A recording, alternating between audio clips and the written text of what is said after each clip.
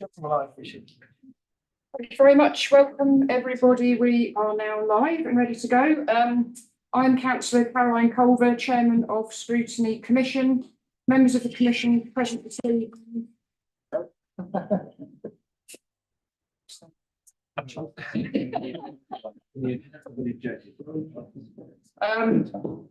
this evening, Anthony Amatharaj, Dominic Bowick, Eric Pattenden, Justin Pemberton, Christopher Reed and Richard Sumner, and we are due to be joined by Councillor Wollaston shortly. We're also joined by Councillor Stuart Gawley, one of our portfolio holders. Council officers present to advise and support the meeting are Nigel Lynn, Chief Executive, John Winstanley, Service Director for Environment. We're joined online by Kofi Adu-Gayami, the Service Lead for Climate Change. And we are also joined here by Jenny Graham, the Environment Delivery Manager. I have Gordon Oliver with me, who is clerking for the meeting. Before we start proceedings, I would like to explain for the benefit of members of the public who may be watching that tonight's meeting is being held both over Zoom and with councillors present in the meeting room. And you will probably notice we are in a different meeting room this evening and not in the council chamber. The meeting is being live streamed on YouTube, so members of the public are able to follow proceedings. If we hear the fire alarm this evening, we must leave the building immediately via the emergency exits. The assembly point is the Dolphin car park. If the lockdown alarm sounds, we will await instructions from officers and we will adjourn the meeting until such time as it is safe to proceed. Do members have any questions? We've heard this so many times, Liz. So item number one, do we have any apologies, please? Yes, Chair, we have received apologies from Councillor Paul Vick and Councillor Richard Sumner is present as a substitute. We've also received apologies from Councillor Jeff Mays and Councillor Jeremy Cotton, substitute for him. And Ross McKinnon, Councillor Ross McKinnon has given his apologies and Councillor Howard Wollaston is substituting for him. Excellent, thank you very much, Mr. Oliver. So we now need to check the minutes of the meeting on the 28th of November, please, members. Are members content with the minutes? Any comments? Are we happy it's a true and accurate record? Someone like to propose? Yeah, Councillor Pattenden, thank you. Seconder? Councillor Reid, thank you very much. All in agreement?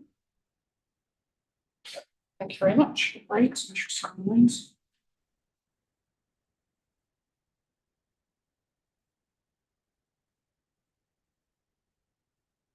Then we have the minutes of the January meeting, 18th of January. Does anyone have any comments on these? Proposer? Councillor Pemberton, seconder? Councillor Amatharaj, thank you very much. All those in favour? Thank you.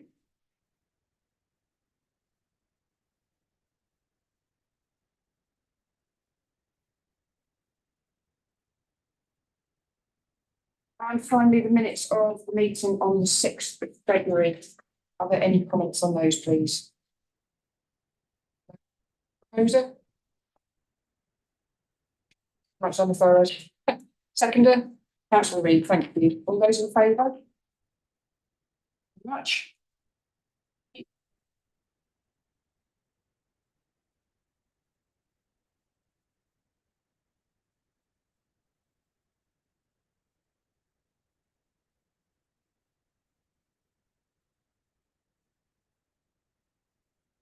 Right, before we go any further, members, I just want to read out a statement. So if you would indulge me, I'd be very grateful. As you are aware, we do have a scrutiny handbook here at West Berkshire Council, which you all will have seen. I just want to remind us that our role is to hold the executive to account and other decision makers, and we have a unique legitimacy to examine cross-cutting issues in a way that no other individual or organisation can.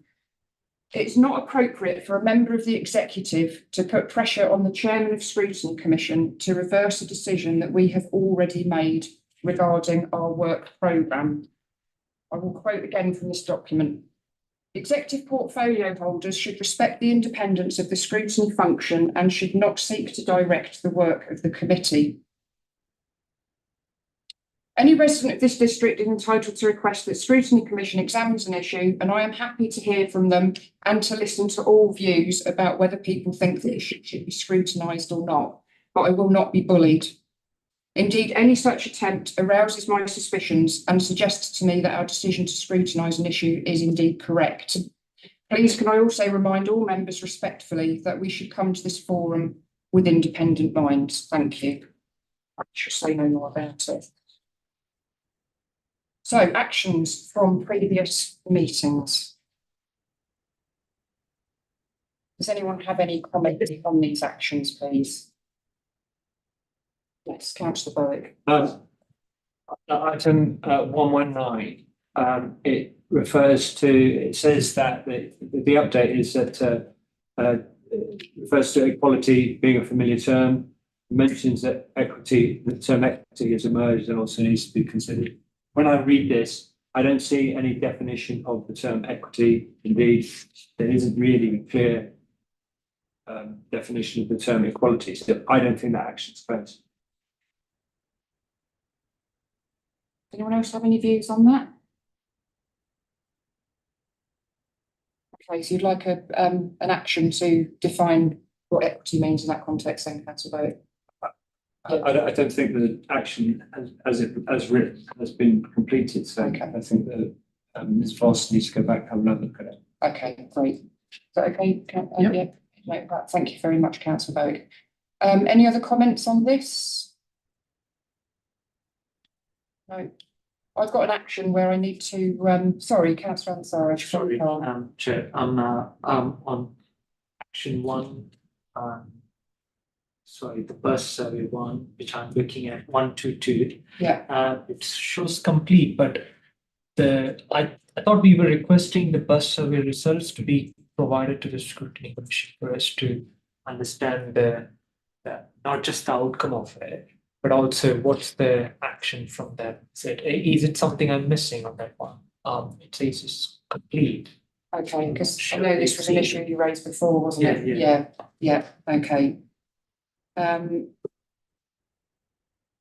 Okay, can we revisit that? Can we go back and have a look at the minutes where we discussed that and just clarify whether that's something we need to look at? Thank you for raising that. Okay, and I know line 118, there was something that was I think something got missed out. Where are we? Unfortunately, the change was missed off the final report to the executive. So I'm not quite sure what went wrong there. Was it just a miscommunication or? I believe so. Yeah. Okay. Right. Any other comments on this, please, colleagues? Okay. So I have an outstanding action here on line 121 about Thames Water update. So as members will know, we had Thames Water and the Environment Agency come to see us last autumn, and it's something that we intend to do each year, and indeed it happened in the previous administration as well.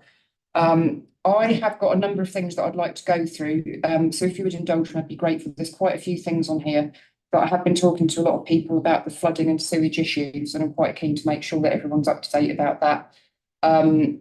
We obviously need to make sure that we prepare well for when they come back in the autumn.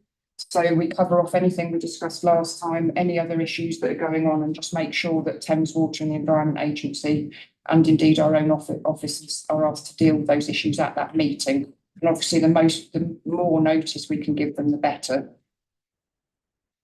So what I've done here, there's some information and then I've proposed some actions as well, and I'd be grateful for colleagues' response about whether or not they agree with those proposed actions. Regarding the flooding, which began in early January, a Section 19 report has been commissioned by West Berkshire Council and is being undertaken by consultants WSP, and Mr. Winstanley has helpfully kept me updated about this. Members will recall that such a report was produced following the flooding in 2014 and provided useful information about what happened, when and where.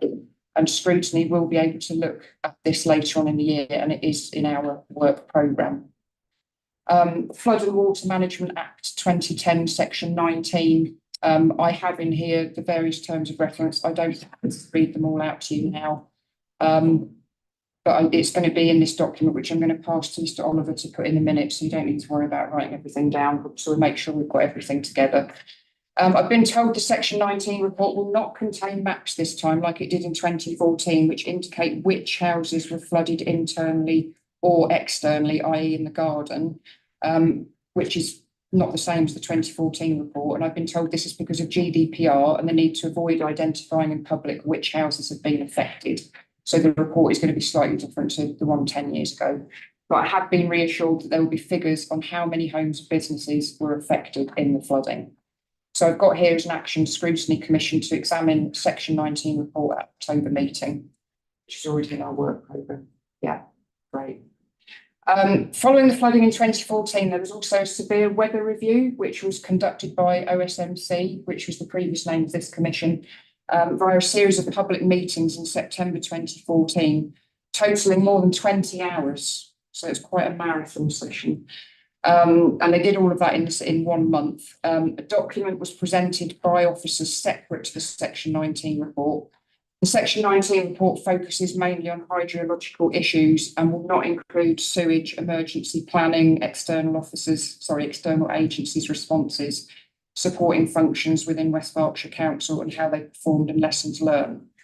So I would be very grateful if officers could look back at the piece of work that was done in 2014 and have a think about what the Section 19 report will not cover and how they might be able to present that information that is missing to us in a different form.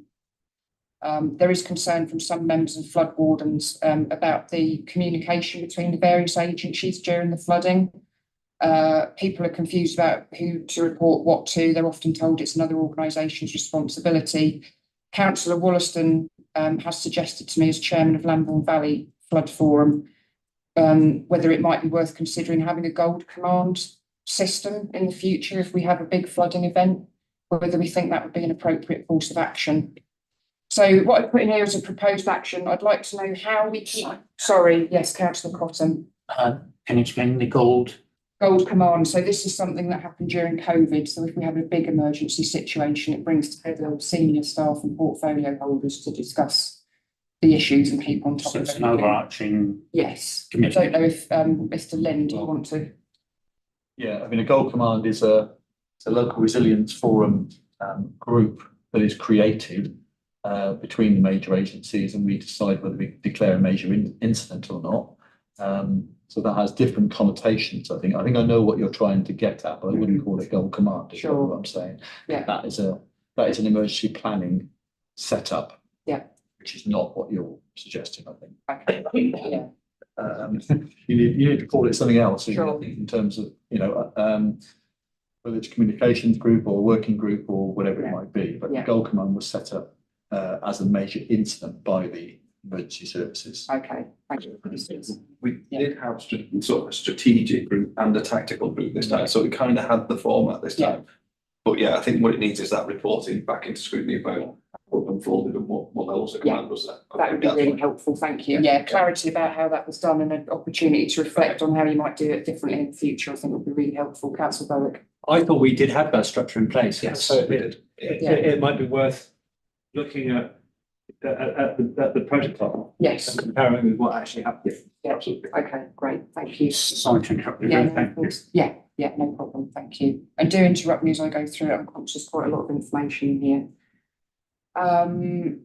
So yeah, basically, I'm quite keen that we get reassurance that the council has joined up when it comes to flood and water management related strategies, the various council teams that respond to such an emergency, and also the communication between the various authorities as well. So if we can be mindful of that, that would be really helpful.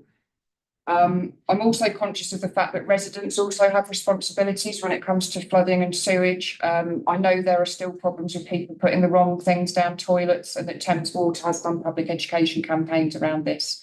And I think more work needs to be done around that. We've seen with the sewage leaks that there are things on the roads, the pavements, in the rivers that should not be there, and we all have responsibility that doesn't happen. Also, not putting fat down sinks that cause fatbergs and so on and so forth.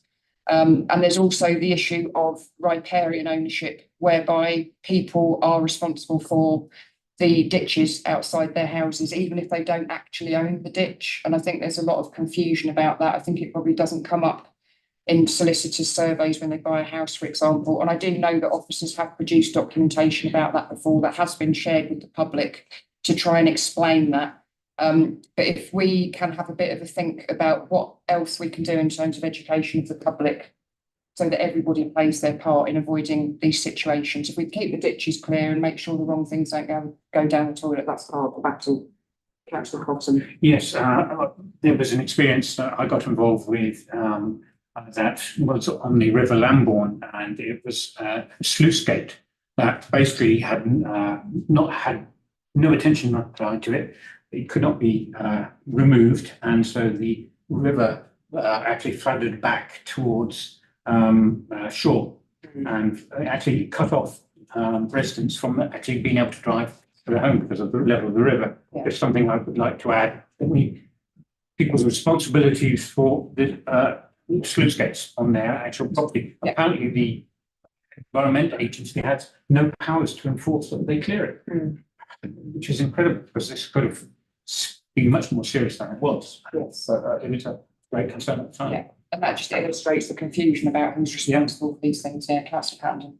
Similarly to what Councillor Collins just said, a neighbour of mine has in the past helped manage stretches of the Avon, and in his view, so in talking to him about the flooding that's happened recently, I mean, he felt that Newbury was incredibly lucky to escape as likely as it did, even though it wouldn't be like some people we know.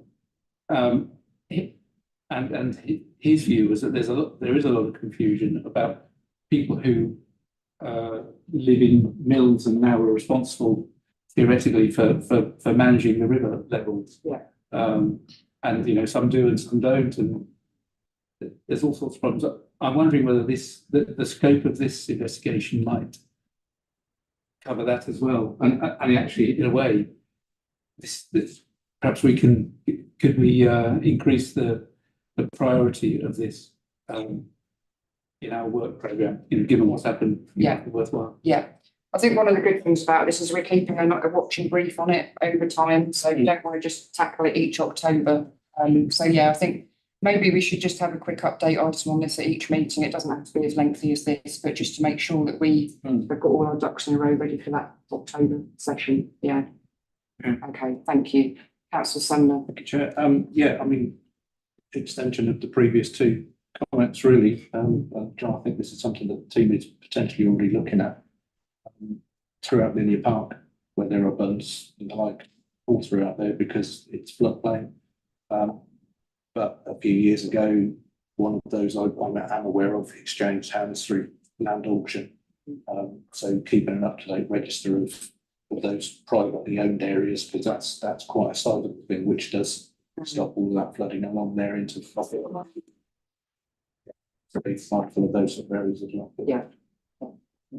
I realise it's quite a challenge to know who is the owner of each bit of land, because land registry records are not necessarily up to scratch. But yeah, I mean, if officers can give a bit of thought to that, how can we help parish councils, for example, and flood forums to know where to find that information, so that if there is a big problem, they know who to go to try and get it resolved. So yeah, if we could sort of think about it strategically. I'm not expecting you to go off and produce a map of who owns what along the whole course of the river. Okay, good. Any other comments on that particular one? No? Right, so moving on. West Berkshire has offered a series of grants in response to the flooding, a business recovery grant, community recovery grant, council tax discount, which have all now closed to applicants. There is also a property flood resilience repair grant scheme, and the grant is available to improve the flood resilience of the property. It is not compensation for flood damage, and applications for that close on the 30th of April. All information is available at westberks.gov.uk/flood-grants. In terms of action, if I could propose that we get an update at the October meeting about the uptake of those grants, I think that would be quite useful. Yeah. I can send something to you to put in the notes if you like. Brilliant. Yeah, That'd be we've got great. a list so far, so it's Fantastic. Yeah. Thank you. Councillor Ansarish. Thank you, Chair. Just wanted to bring a topic on that, not for discussion, but just want to highlight if we can get answer for the next time. Is that you might have recently noticed for the grants, there was a threshold we had to reach. Yes.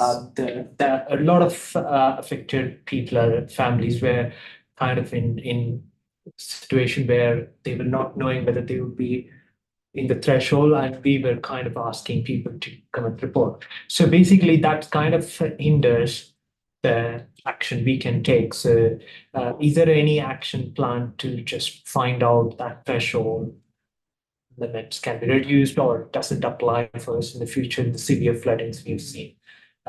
Yeah, so that's one thing. Yeah, it was set by set by government, unfortunately. The threshold of 50 properties before the grant funding became available was set by central government. We pushed back against it and said, look, that's what fine and well for the larger authorities. They're probably easily going to surpass the 50 threshold, but for a small authority, it's going to be more difficult. But they wouldn't budge. They weren't for moving on that. So hence why we leaflet drop. We tried to get as many people to come forward as possible so that we passed that threshold and made the grant funding available.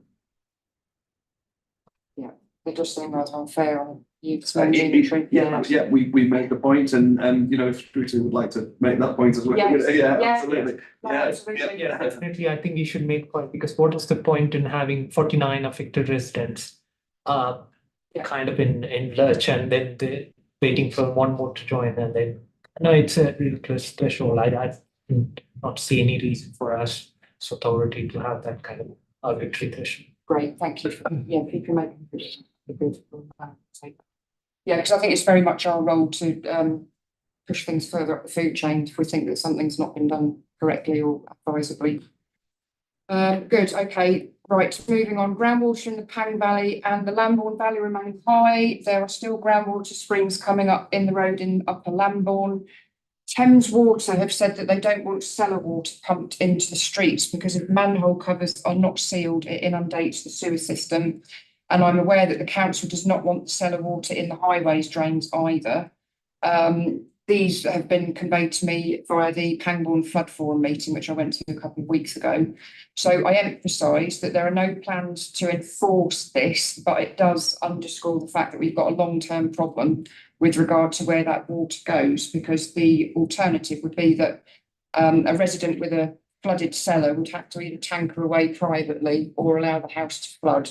So this is one of these elephant in the room issues, I think, that's hanging over us in the long term. We basically got housing built on an underground river, and every now and then the river comes up. And I know from one of my local pubs, from going into the cellar, you can just see the river desperately trying to get through the walls. So we do have a long-term problem, and I think everybody, homeowner, council, Thames Water, etc., Environment Agency, need to give some thought to that.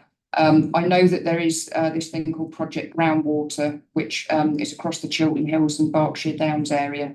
And one of the proposals that has been made is to try to use the infrastructure that's available to pump groundwater from this area down to London when there's a drought and actually use it during flooding. But I know that the Environment Agency said that the electricity costs are prohibitively expensive. So that's another issue that, goes on and on. Will we ever be able to do that? I don't know. I don't know who would pay for that. But the issue is the pumping of groundwater and cellar water is a problem because we don't want it in the sewage system because it is going to cause the sewage to come up on the road. But then the question is, what do we do about it in the long term? So I think we need to have a bit of thought devoted to that as well. I understand the Eastbury flood alleviation scheme worked very well this winter. So I think it would be quite good at Scrutiny in October if we can have a bit of an update about schemes that have worked well and ask Environment Agency to talk specifically on this and to ask them how to use the evidence that we're gathering from Section 19 and so on and so forth to help inform any flood alleviation schemes they do in the future. Yeah. Flood forums and sewage action groups. So we've got Pang Valley Flood Forum, Lambourne Valley Flood Forum, who meet regularly. Pang Valley Flood Forum had a public exhibition back in January where they had an exhibition about flood resilience, and that was really well attended by the public, which was great. Newbury Flood and Drainage Action Group is meeting monthly, and there is now something called the Sewage Action Group for the Lambourne Upper Valley. Obviously, these groups work extremely hard. They're all volunteers. They're all very knowledgeable. They seek to support their communities. So if members are in agreement, I would like to write to all of those groups and thank them for their service to the public, particularly over the last few months where they've been sharing information, they've been giving practical support, finding pumps for people when there's power cuts, all kinds of stuff like that. and also trying to keep across, you know, all the legislation and who's responsible for what. So if members are happy, I would like to convey our thanks to them. Yeah. Just a quick add on that one. Some of us councillors were affected by this or part of that one group. You're right, they are volunteers and they do a dedicated one, and just focus groups are being created, target areas to focus on target areas. Yeah, it would be good to have those forums update us, or we can update them as well. Yes. Yeah. And my thanks to Councillor Wollaston, who chairs Lambourne Valley Flood Forum. Excellent. Right, moving on to sewage. Residents in many areas of the district have been affected by sewage, including Lambourne, Eastbury, East Ilsley and Hampstead Norreys, and I expect other areas as well. We've had sewage on the streets, pavements, in gardens, in the river, backing up into toilets, sinks and showers, etc. There has been widespread media coverage of these instances, including in the BBC, Daily Mail, Daily Express and the Mirror. And it is on the front of the Newbury Weekly News again today for the third time in 5 weeks. And also the UK correspondent of Le Monde is intending to cover the story on Saturday as well. So it's even got international media attention. Thames Water has been doing pipelining and manhole sealing work in the district, as we know, when they came to speak to us last October to try to prevent inundation of sewers with groundwater. And they explained that they have a series of these reports called groundwater impacted system management plans, which they update from time to time. The problem at the moment is they can't get into the inundated sewers to fix them because of the groundwater. But when they're dry and they go in to fix them, they don't know where the problems are because the water's not coming through the pipe and they can't see where the problem is. So we engage in this constant problematic situation. So I think it's important that we seek clarity in October about what they're going to do about those groundwater impacted studies, when they're going to be updated and so on. And they did show quite a few of them to us at that last meeting. So if you've got any for your area, I think come to that meeting prepared to ask careful questions. Councillor Cox. Just an addition, there is, in the past, my younger brother worked for a company making electronic equipment, which uses sonic sound waves to find where leaks are when they're leaking. So there is possible ways of actually measuring where the leaks are. We need to ask Thames Water or whoever the responsible authority is that they actually utilise these systems and actually detect them. That you see them using them day to day, so they could be used for this. Yeah, Councillor Gawley. Just very quickly, I would also add to that, it's not just the sealing and the lining that's on the source of the major infrastructure that we developed. London Road Pumping Station being one of them was on the list from October. Those are the projects that we also need to keep on the agenda and keep on to ensure they deliver, because it's a combination of both what effectively is a sticky buster in terms of the lining and the larger scale infrastructure investment that needs to happen. Yeah, absolutely. Thank you very much. And there's also a problem with the laterals that feed out of the main pipes into people's homes as well, because you can fix the manhole covers and the main pipes, but if you don't fix the laterals, the sewage will still find a way out. Yeah, it's a very big problem. Okay, so moving on swiftly. I know that many residents have reported incidents to Thames Water in the last few months, and a lot of residents have been getting told that they're the only person who's affected, which is manifestly not the case. There have been a lot of people in villages who talk to each other and discovered that they've all been told exactly the same thing. So this is clearly not true, and I don't think it's acceptable to say that to the public. Also, there's been this issue about the email responses that people get when they report something to Thames Water. They often say, we've looked into your problem and it's all dealt with, which is often not the case. And I understand that they have apologised for this and they're going to fix that by June, because I think it adds insult to injury if people are told it's fixed when it isn't. So look forward to them sorting that out. Today, I've seen an email from Thames Water to a resident saying that they visited Hampstead Norreys on the 12th of April and they couldn't find any effluent on the road, and they found fish swimming in the river, and they were not concerned about watercourse pollution. And I know for a fact on that day, and indeed for many weeks previously and up to the present day, there is sewage gushing out of a manhole cover directly into the Pang. So I do not understand how their operatives can go there and say that there is not a problem, because it is plain for any member of the public to see. And I don't think it's acceptable for Thames Water to say to people that there isn't a problem when they can see it with their own eyes. Front page of the Newbury Weekly News today indicated that a young child fell into some sewage. Some other members of their family have experienced illness. And I just don't think it's acceptable that they do this. So I would like at the October scrutiny for us to ask Thames Water how they log the calls, why people are being told they're the only ones, why they're getting these automatic responses, and why it is that when their operatives go out to look at something, they can't see things that the rest of us can see. They're probably at Hampstead Marshall. We'll give them a map, make sure they go to the right place. But yeah, it's just highly unfortunate, I think. I mean, we know that these problems are complex, and I think we just need everyone to be a bit honest about the complexity of the issues, the fact that there aren't enough resources, etc. And certainly not to just say to people, well, we've been and looked and there's no problem, because it's a lie, frankly. We've also had issues around asking for streets to be cleansed, and I've taken that up with the environmental health team, who are due to come out again and have another look. There's been a lot of confusion amongst the public about who is responsible for that. My understanding is that environmental health at the council can gather evidence and pass it on to Thames Water, and the expectation is that Thames Water will actually come out and do the clean-up. But again, I've been told that there was no presence of sewage, but I went out straight away, took more photographs, dried toilet paper on the road, stinking water going into one of the drains, cars driving past and splashing people with stinking water, etc., etc. So again, when there is evidence presented by members of the public and by councillors, that needs to be taken seriously.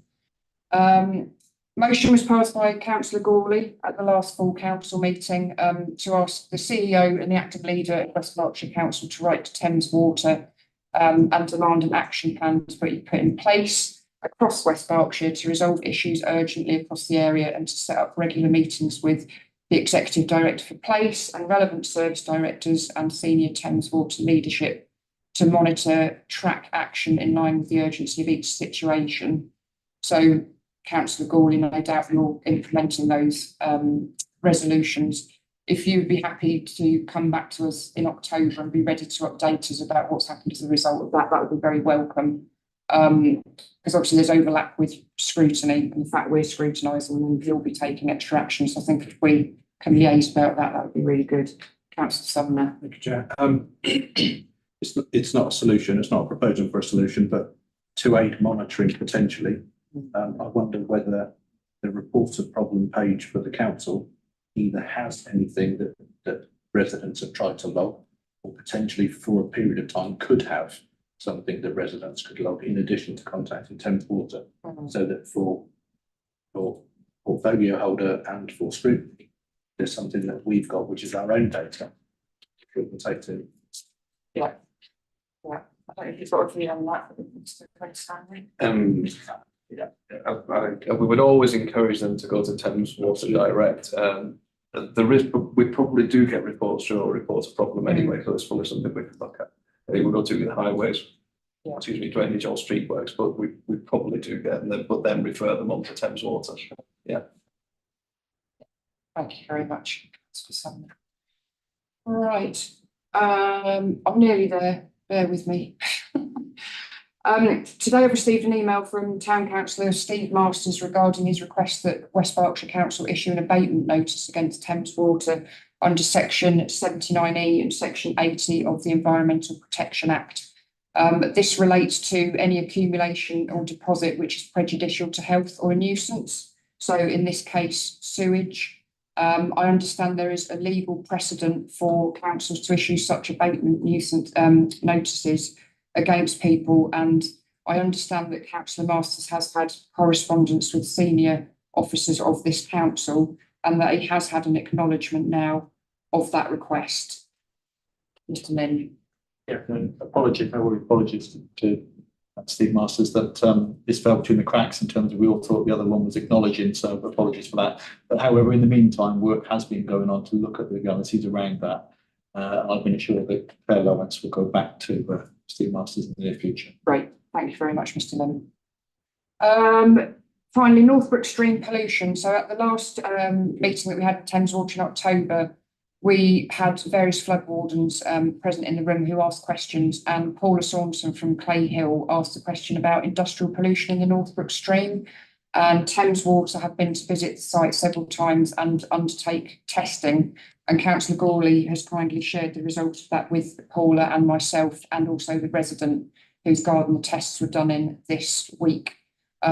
So as and when you're ready, Councillor Gawley, if you can update us about any action that's being taken as a result of that. Obviously, it has implications for the LRIE, Bond Riverside, etc., etc. So if you can again be mindful of how all of those dots join up. Yeah. Happy to update. Brilliant. Thank you very much indeed. Right, so are members content with that? I'm sorry it was a bit lengthy, but hopefully it was a useful update and summation of what we know up to this point in time. Yeah, I think brilliant. that's the important issue. Good, fantastic. Yeah, Councillor. Can I just quickly add that ongoing conversations with Thames Water, they are perilously nervous about the winter coming as well. So this is an important topic that we do keep on the agenda. And we don't just, as soon as the sun arrives, we don't just forget this. We carry on until we get those long-term actions that are required to resolve this. Because groundwater levels are still high. They're forecasting to stay high.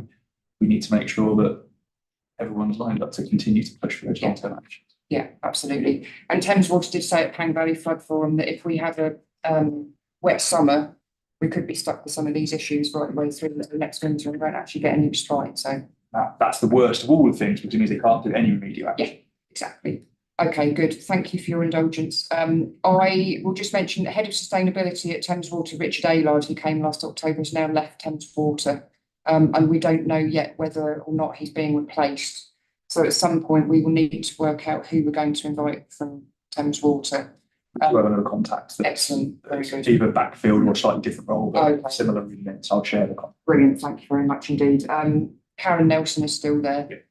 So yeah, we just make sure that we give them as much notice as possible, Mr. Oliver, about who we want to come and when, etc. Councillor Wollaston. I suggest Tessa Thayers, FAYERS, Okay, is the operational director for the Home Guarders South East. okay, excellent, thank you for that suggestion. If you've got a contact, direct contact details, I'm sure Mr. Oliver, that'd be fabulous. And likewise, the EA, we need to work out who can come from there, just to make sure they've got it in their diaries. Very good, thank you very much indeed, members. It's going to be a big issue that dominates our agenda for a long time to come, unfortunately. So we've done actions from previous meetings. Do you have any declarations of interest for the rest of the agenda, please? No? Thank you very much. Any petitions, Mr. Oliver? No petitions received, Chair. Okay, thank you very much. So moving on to item 6, Environment Strategy Operational Review. We have Councillor Gawley, Environment Portfolio Holder with us this evening, and Jenny Graham, and we're also joined by Kofi online, and also Mr. Winstanley. So it's over to you guys in however you want to present this. We are this evening asked to note the annual progress report on the Environment Strategy Appendix A, which was reported to the Executive in November 2023, the changes that have occurred and the lessons learned since the original delivery plan was published, and the approach that is being taken in the current review and reprioritisation of the delivery plan. So over to you. Thank you. I'll happily introduce and then hand it over to Kofi and Jenny to fill in any blanks on the great work that's being done. So thank you very much, Chair. This evening does give us an opportunity to inform members of where we are at the moment and the work that we're doing to ensure we have a clear path forward to the future, looking over the brow of that hill alongside all of the kind of great initiatives that are already in the pipeline and that have already been completed. I think kind of looking forward and looking at what work needs to continue and what needs to happen further, that there are some kind of key philosophies that I think we do need to bear in mind as we revisit the environment strategy and also the delivery plan. And they're around what we can do as a council and what we can do as councillors and as an organisation as well. And those for me are around looking at how we facilitate, enable and educate our residents and our staff, to look at helping people to do the right thing and making it easy for residents to do that, to save money in the environment, but to do that equitably across all of our communities. And also, I think it's important that we lead the way as an organisation in how we operate, how we behave, and how we prioritise climate action in what we do and how we do it. The report highlights a couple of kind of key activities that we're undertaking at the moment, and that is around transitioning what was kind of project or transformation work into BAU and business as usual, when appropriate, and making that part of the DNA of the organisation. I think that's a really big step change. That's now becoming commonplace, these certain activities, and that's really positive. And that's bringing people with us on that journey, and that's a key kind of philosophy that I think we need to bear in mind. Secondly, around reprioritising projects to ensure that we maximise the benefit for the environment and also residents of West Berkshire. And also really key, I think, is mapping our road to net zero to make sure we achieve this critical milestone. And it's something that's perhaps been missing in the past. We've got lots of great stuff up and running, but what we don't have is all of the pieces of the puzzle on the page to show this is how we're going to get there. To achieve and also to keep us in track and working for those ones that deliver the most benefit for the environment and residents. So having that clear path and being transparent with how we do that, I think, is a critical step that we are working on at the moment. And then obviously we updated or upgraded the climate emergency to also include the ecological emergency. And that is something that's been worked on at the moment to update both the environment strategy and also the delivery plan off of the back. We've definitely continued and enhanced the ambition to deliver on this key element of the council strategy, and we continue to deliver projects large and small that are so desperately needed to help us mitigate the climate emergency. But I do feel we do have to be transparent and realistic in how we do it. There is a lot to do, there is a lot to continue to do, and we need to ensure that we bring people on that journey, share information, and we educate in how we do that. And I think it's fair to say that we're reaching the business end, not just for net zero, but for our planet and our environment and our communities. So it's really important that we all continue to work hard to deliver that. We're in 2024, that's 6 years to 2030, with a lot of big stuff in the pipeline, and it's really positive to see, but we are in the business end now of that. And I think it's really important that we're transparent on how we get there and how we work collectively to do that as a council, and also influence outside that across Greater West Berkshire and facilitate and enable the great projects that we've seen coming through EAG that are going on around the district that don't, the council don't directly control, but there is so much green technology, green businesses coming into our district that we should be really proud of, and to help support those where we can is key to making the wider priority of the district net zero. Yeah, thank you very much to officers for the continued work on this, and I'll hand over to Jenny and Kofi to fill in any gaps. Thank you, Vice Chair.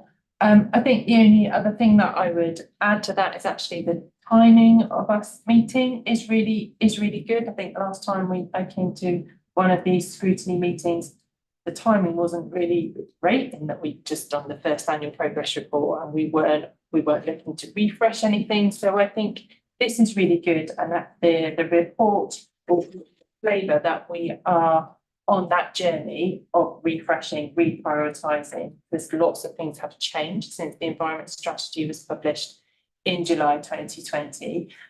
So it's really helpful, I think, to have this review, and hopefully this evening will be helpful in terms of providing you with information, but also helpful for us to take away and for you to contribute to steering us on that journey as we look to finalise the refresh of that strategy and look at focusing the delivery plan and bringing that to an executive later on in the year. So hopefully that was really good timing, and you'll see that we're on that journey and opportunity to contribute to that. Very much. Mr. Adu, would you like to add anything?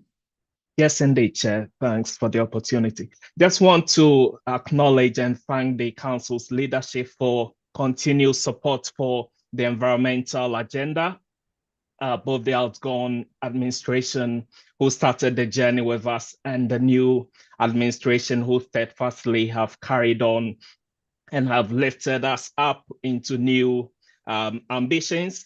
one thing I'd want to celebrate is the new open forum aspect of the EAG, which has really brought the public on the journey along with us. Because, and again, it demonstrates the administration's commitment to transparency of decision making.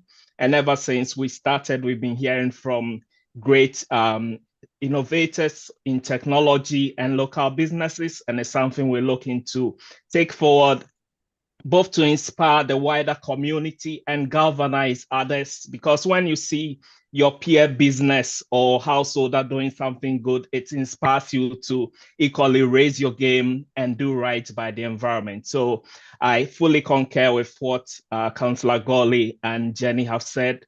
We're on the right path. There's a lot of work to be done, but whenever I look around, I see people who are committed to working together to get the council to net zero by 2030.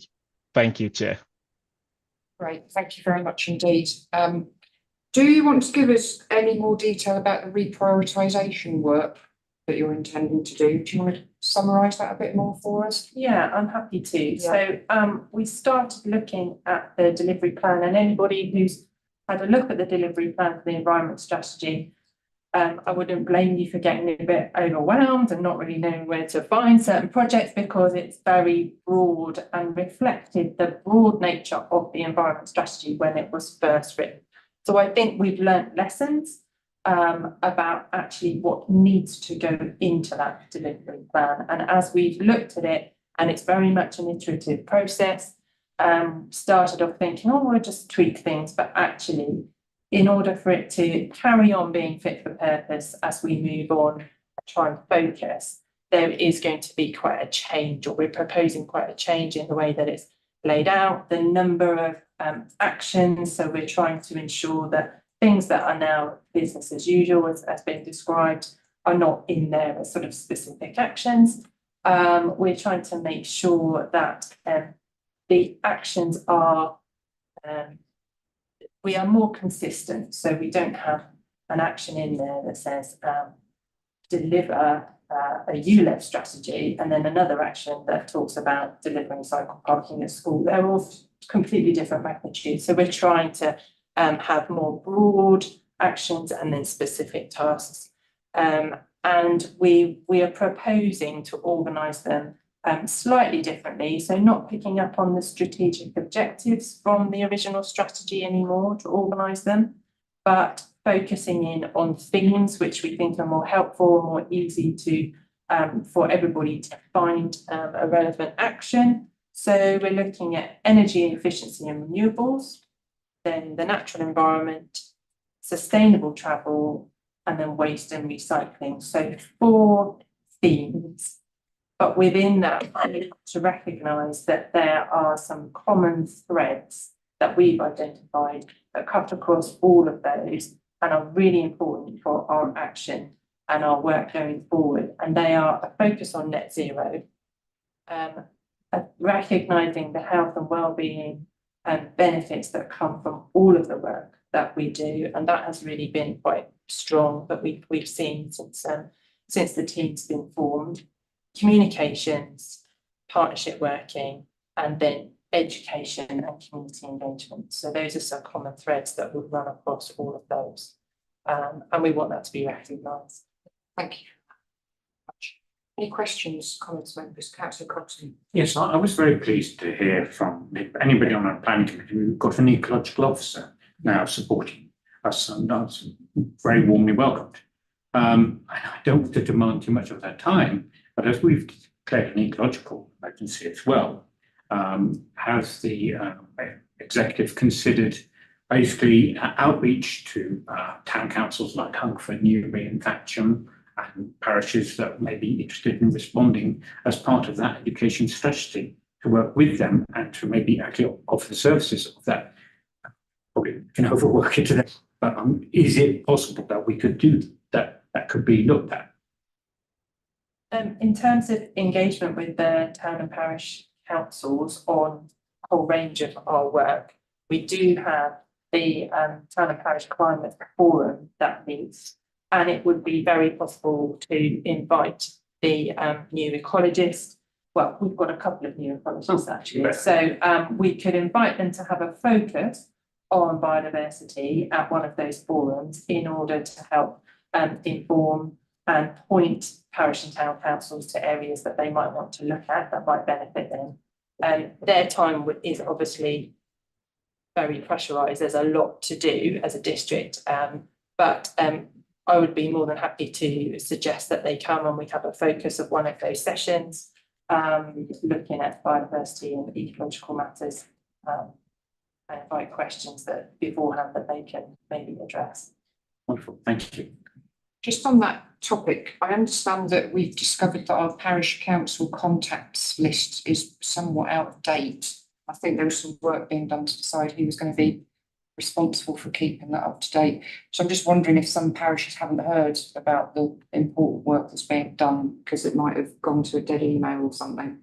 Do we know if, yeah? I can just provide a quick update. Right. Chair. Thank you. We've actually contacted every single parish council once we've found out that there was an issue, and all the contact details are up to date now. Brilliant. Fantastic. Thank you very much for that. I'm just wondering, is it worth us thinking about having a similar sort of forum for the various stakeholders locally, like Friends of the Earth and Hungerford Environmental Action Team and so on and so forth? I know you do have regular contact with them through various channels, but is there any benefit in actually bringing those folk together periodically and talking to them? I think that one of the drivers for having the open forum part to the Environment Advisory Group was exactly that, to provide that space for those organisations to have input and to join in that discussion. So I think through that, we're hoping that will provide that facility. Yeah, because that's sort of individual talks, isn't it? But it's just like actually talking to them to, plan things, their feedback on projects. Yeah, and it's definitely an ambition of mine to tweak that open forum slightly to look at more around how we can perhaps collectively brainstorm on larger issues as part of that open forum, and especially around how we do continue to net zero and beyond. I think got to look beyond net zero as well and have some ambition there. So we've got to keep talking to each other. And I think one of the things that I'm very aware of is that we have 64 parishes around the district, 60 something, I think. That's an awful lot of potential stakeholders that could support, that perhaps necessarily don't have the knowledge, the skill, the expertise, or the resource to help get things done, and also have land and buildings and assets that we could work with to improve. So absolutely, I think the town and parish is a good chunk, that we get good attendance at the forums, which is really positive. The EAG, I do think we need to, now that we've done 4 or 5 of the open forums, there's definitely room to evolve that, and it's something that I'm certainly keen to do, to make it more of an advisory group in terms of influencing our policy, as well as hearing what else is going on around the district and reporting back to these groups. So yeah, I think that's the vehicle that I would like to try and stick to, but we do need to evolve that for sure. Gordon, how much take up has there been from not just parishes, but from the third party groups? Coming to, what's attendance like? Yeah, I mean, we've got a forward plan pretty full of people coming to present and talk about things. We've had, in terms of kind of walk-ins that I would call people that are coming along, not as great, I don't think, for the EAG. We do get quite a lot of online attendees. I can't remember the specific number off the top of my head, but it's fairly high. I think it's 60 to 100 views, I think, on YouTube for an open forum EAG. But in terms of physical presence, people coming in, not as much as I would like, but we definitely get people from Susan Millington from Friends of the Earth been along. We've had some folks from the Green Exchange come along as well. But I think we can do more to bring people in, and we are keen to invite them along. Contribution, right? Hearing what's going on, asking questions of our policy, of our officers. We've had some really good presentations. The last one was probably one of the best EAGs I've been to, where we had the plastic-free group, can't remember the specific name, but they came along, and the synergies with what was going on via Veolia, via the energy recovery plant that was going in for planning, was looking to source planning to create hydrogen on our doorstep, like the synergies between those, the plastic-free Veolia and our team, plus this new waste company that are trying to new technology is fantastic. If we not had that EAG, we wouldn't have had that hookup and that kind of educational opportunity. So good. I think there's more to do. Definitely to attract more people that aren't coming to present to come along from other groups that aren't towns and parish, but it's definitely going in the right direction. Thank you. Any other comments, Councillor Mathorge? Just a question, thanks, team. This report is visually really appealing and it's peppered with a lot of facts, numbers. Just on the resilient climate change, talks about funding of 6.3 million for the flood defences. Either you can give here or later in the next update, what are the actual projects planned or implemented for the Lambourne and Kennett River flooding recently? Because in addition to the scrutiny, as ward members, we have vested interest in finding out wards where a lot of recent floodings happened is going to benefit from this funding. I just wanted to highlight it's just climate change about flooding. It's also another factor, the heat waves we are going to experience. So how are we prepared as a council for the current summer potential heat waves? And this one, but that's not a main one, but just a thought on this one. One more point quickly, sorry, Councillor, the I Choose a scheme, the energy bill scheme, the last year, it's very heartening to know that around 2,200 families chosen that, but just on the feedback on that one, I've looked at the site and then I've got friends when I approach them to say, like, look at this one, they come back with the code which is more than the code which they've got from their current supplier with 100% tariff. So like for like, it's not cheap, it's not competitive. So while it's good that we are focusing on the scheme uptake, it's also we need to look at and work with the company to say how competitive are they in providing this scheme. So those are the 2 points which I wanted. Yeah. I'll pick up the flood risk bit. So in terms of the question around what is kind of forecast for the Lambourne and the Kennett, obviously as we kind of go through the Section 19 investigation process that the council do, help WSP, and hopefully the Section 18 report that the EA will do, hopefully, that will inform these decisions around business cases and opportunities for funding to dig into these in more detail. As a ward member for a ward that's seen severe flooding from the Lambourne, there is a lot to do, and it's something that's close to my own heart. So yes, in answer to your question, utilising the feedback from the S19s and the S18 reports, that will go into form opportunities for us to go out and hopefully bid for funding to look at what opportunities there are to mitigate or alleviate flood risk. Yes, the 6.3 million was specifically towards Thatcham flood alleviation scheme. It was towards some studies in Newbury around the Northcroft ditch and the Clay Hill surface water, and it was also towards property level protection in Lambourne. So those were the 3 areas of that 6.3 million.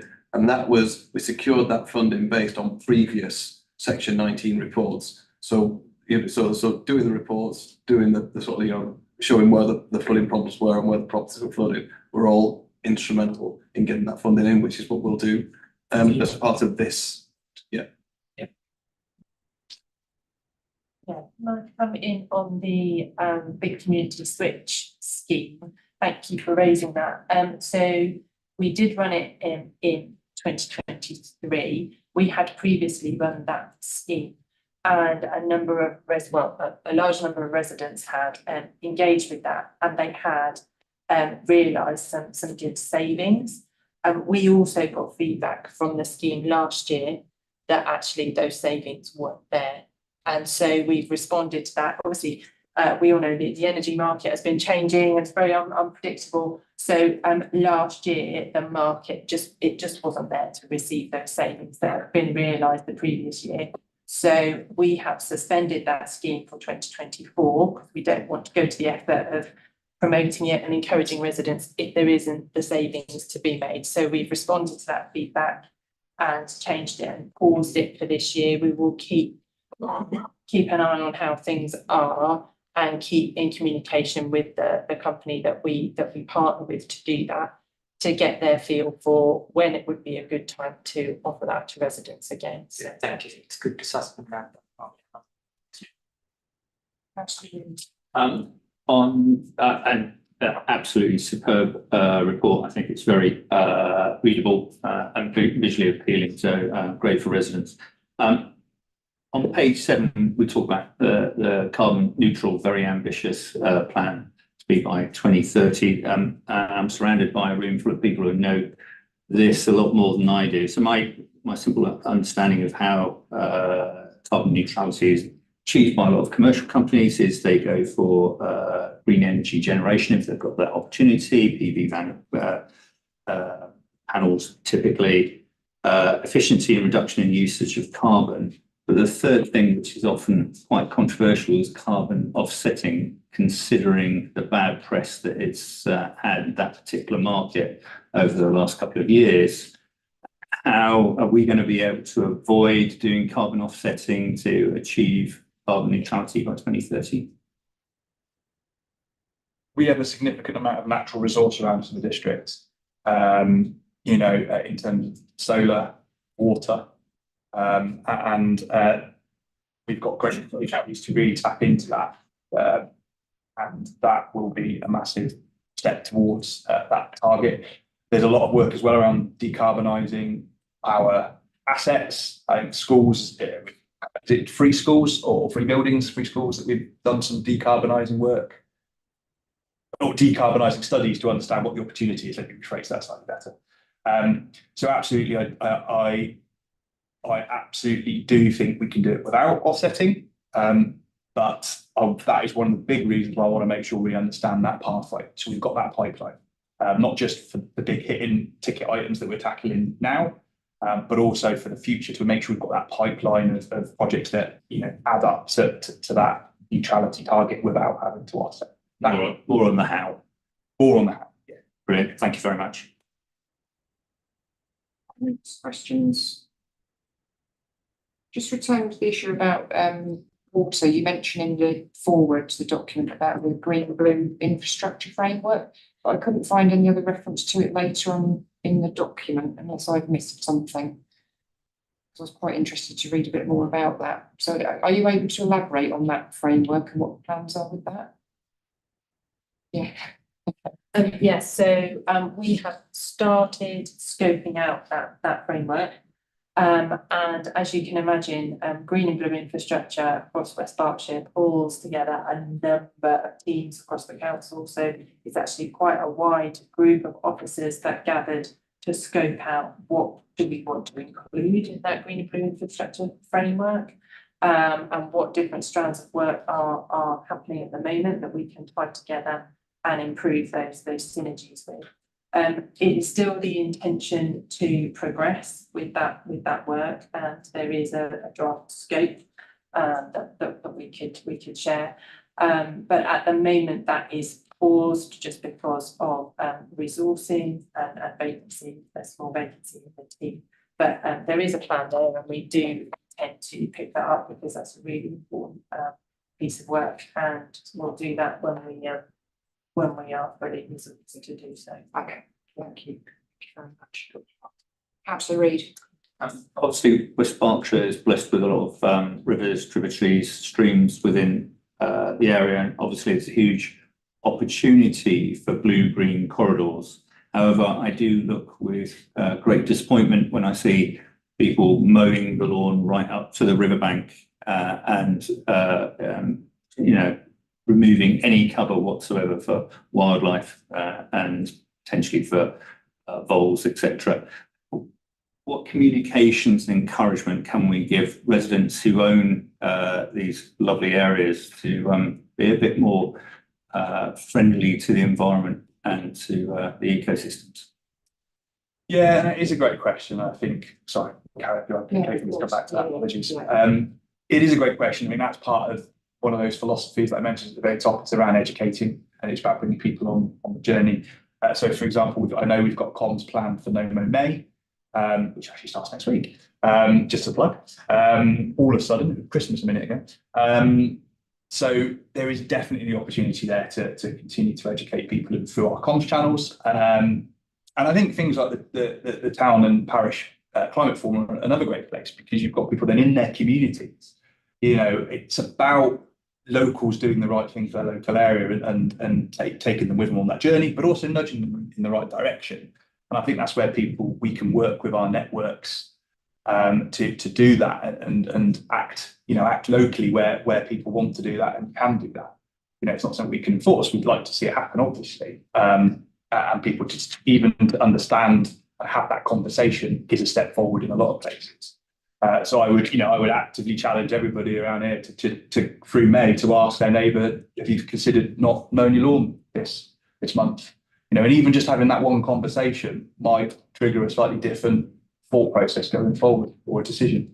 And I think that's where we can all play a big part in doing that. Great, thank you. Just on that as well, as part of the Blue Green Infrastructure Framework, we are planning to provide a toolkit which will be hopefully exactly that, some practical things that residents can do or not do to help. So that toolkit is part of the plan. BBAP have actually got something very similar. So we are trying to see how we can maybe use what's already out there and make that more available and promote that to residents.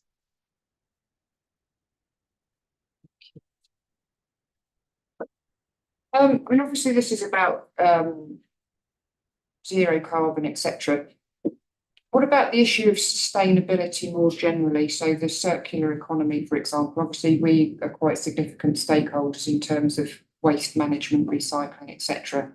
So we've got a fair amount of skin in the game when it comes to sustainability. Have you got anything else that you can say about that? So the kind of role we can play in encouraging businesses to do a bit more, for example?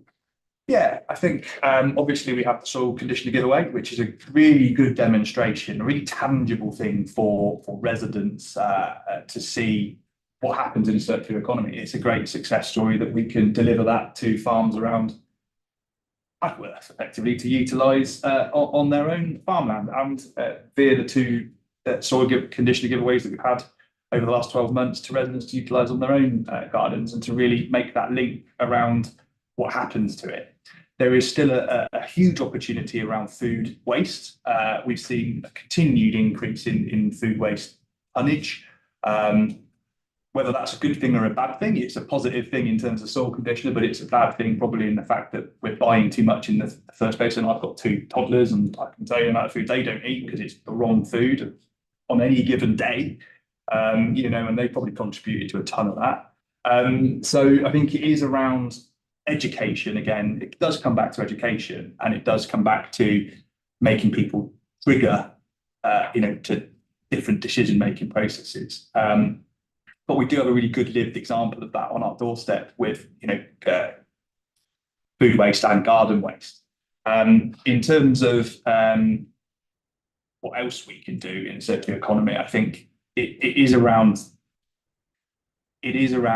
bringing people with you on that journey. I think we've got some really big organisations on our doorsteps that can have a large influence.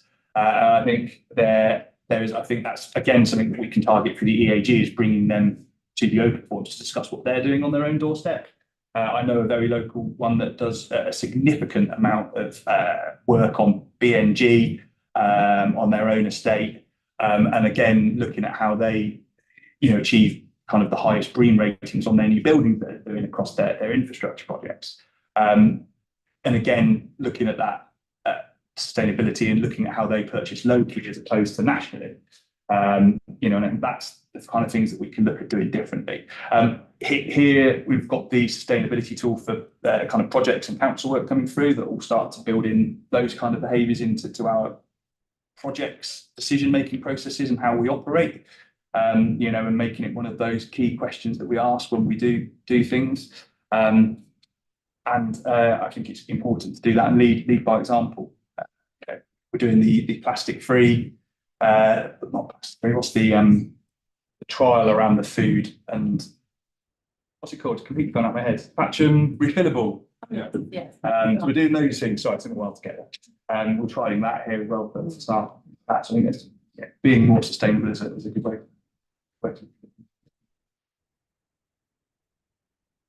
Yes, Kofi, I see your hand. Indeed, Chair, thank you. Just to add to Councillor Gawley's excellent explanation, we do a lot of work around educating our community on waste avoidance. So we've got an officer in waste minimization officer who goes to local schools doing outreach work with the pupils, because we believe it's best to capture their imagination when they are young. And young people are becoming great influencers because they go back home and advise their parents to separate their waste out for collection, and equally to avoid buying things that they do not need. Again, we have another officer in environment delivery, Jenny's team, who also works with eco schools to encourage similarly good environmental initiatives. Moreover, we've been working with the community reuse project in Newbury, which does a fantastic job in refurbishing, repairing, and putting items back out for resale. And we do that practically and also logistically. So for example, we donate items that are saleable that householders present at our large recycling centers, and they come to collect, refurbish to sell on. And looking further ahead, we would explore the possibility of establishing a reuse shop somewhere within the community, which again will build on the waste avoidance agenda, because we all understand that waste avoidance is at the top of the waste hierarchy. So whilst we get a lot of focus on how much we are recycling, we want to do even better and avoid waste generation in the first place. Yes, Actually, but to declare an interest here, I am actually a member of Thatcham Fillable. Okay. So I shouldn't promote any funds towards them, so. Okay, thank you very much. Thank you. Yeah, I'm glad you mentioned education, Kofi. Kofi and Emily and I were at the Living Rainforest last week. And one of the issues that the attendees there talked about was the lack of education around sustainability and biodiversity and climate change in the curriculum. I mean, obviously we're not responsible for the national curriculum, but what you said about the eco schools and the waste reduction officer going out into the schools and using our resources to play a part in the education of the local children around these issues, I think is great. Councillor Gawley. I was just going to say again, having two young children, one of the things that I've watched an awful lot of is children's television. And what's been really inspiring is that so much climate, I can cite Octonauts as a really good example about talking about plastic in the sea, and talking about where the sea starts. The sea starts at your drains. You know, I think that's really important. And it's really inspiring actually. And I think you're absolutely bang on getting to young people and changing that dial and keeping them, because I think it's okay. And I know I was a teenager once, I still think I am half the time. But you know, you get to a certain age and it will drop off, that interest in doing, that's not for everybody, but it can drop. So it's actually, how do we keep that momentum going from those youngsters? You know, my 4-year-old looked at a house and said, they're solar panels. You know, that's for a 4-year-old girl to tell me that solar panels, you know, I think that's a massive step forward. You know, so I think it is about keeping people on that journey and keeping that education up there all the way through secondary school and, you know, into further education and keeping it going, because there is a danger people start to drop off that, and that's where we need to keep it, to keep that hook in. Great. I'm quite interested to know, do we compare ourselves with our peers periodically and see how we're performing? I mean, are there any forums that you guys as portfolio holder and officers can go to find out what other councils are doing and learn from them, steal some good ideas, etc.? And also, are you getting the kind of support that you think you need from the LGA, central government, etc., to support you in the work that you're doing? from my own personal experience, the LJ and their plethora of articles has been fantastic to see that knowledge share going on around different organisations, different authorities, different tiers of authorities as well. And there is certainly a lot going on in this space, and it is a really exciting space to be in. And there's a lot of space for innovation. So space a lot in that sentence, but I think that shows you the opportunity that we do all have. So there is, from my perspective as a portfolio holder, there's definitely plenty of stuff out there to read. Whether it's local news, whether it's the LGA, ALDC, or climate clusters that we have, there's loads of opportunity to learn and share best practice certainly from my perspective. The officers. Yeah, absolutely. So we are engaged with various forums for sharing best practice across Berkshire. There is a group that the LEP set up, and we meet to talk about climate issues, find out what others are doing, learn from each other, and also identify areas where we can work jointly. So the Solar Together project, for example, that was something that we've done across the Berkshire authorities. We've also learnt from other authorities, not in Berkshire. So there's been meetings with Buckinghamshire recently. Kofi and Emily met with colleagues in Basingstoke. And so there's a lot of that's going on, because I think everybody's very open to share, well, this is a good project that we're doing, but we'd like to know what you're doing so that we can learn. So there is a lot of that. And this is the sustainability assessment tool that we are looking to bring in, and we're in a pilot phase at the moment. That came from Cheltenham Borough Council sharing it on an APSI seminar, and they have been willing to share that tool with all local authorities free of charge. And that's just an example of how actually there's a lot of willingness to be very open, so that we can all progress on this agenda and help each other. And I would say that APSI is an excellent source for us as officers, and our membership there is really valuable. We get a lot of great webinars and knowledge sharing from that. What does APSI So, and you're going to ask that. I think it's the Association for Public Sector Excellence. Okay.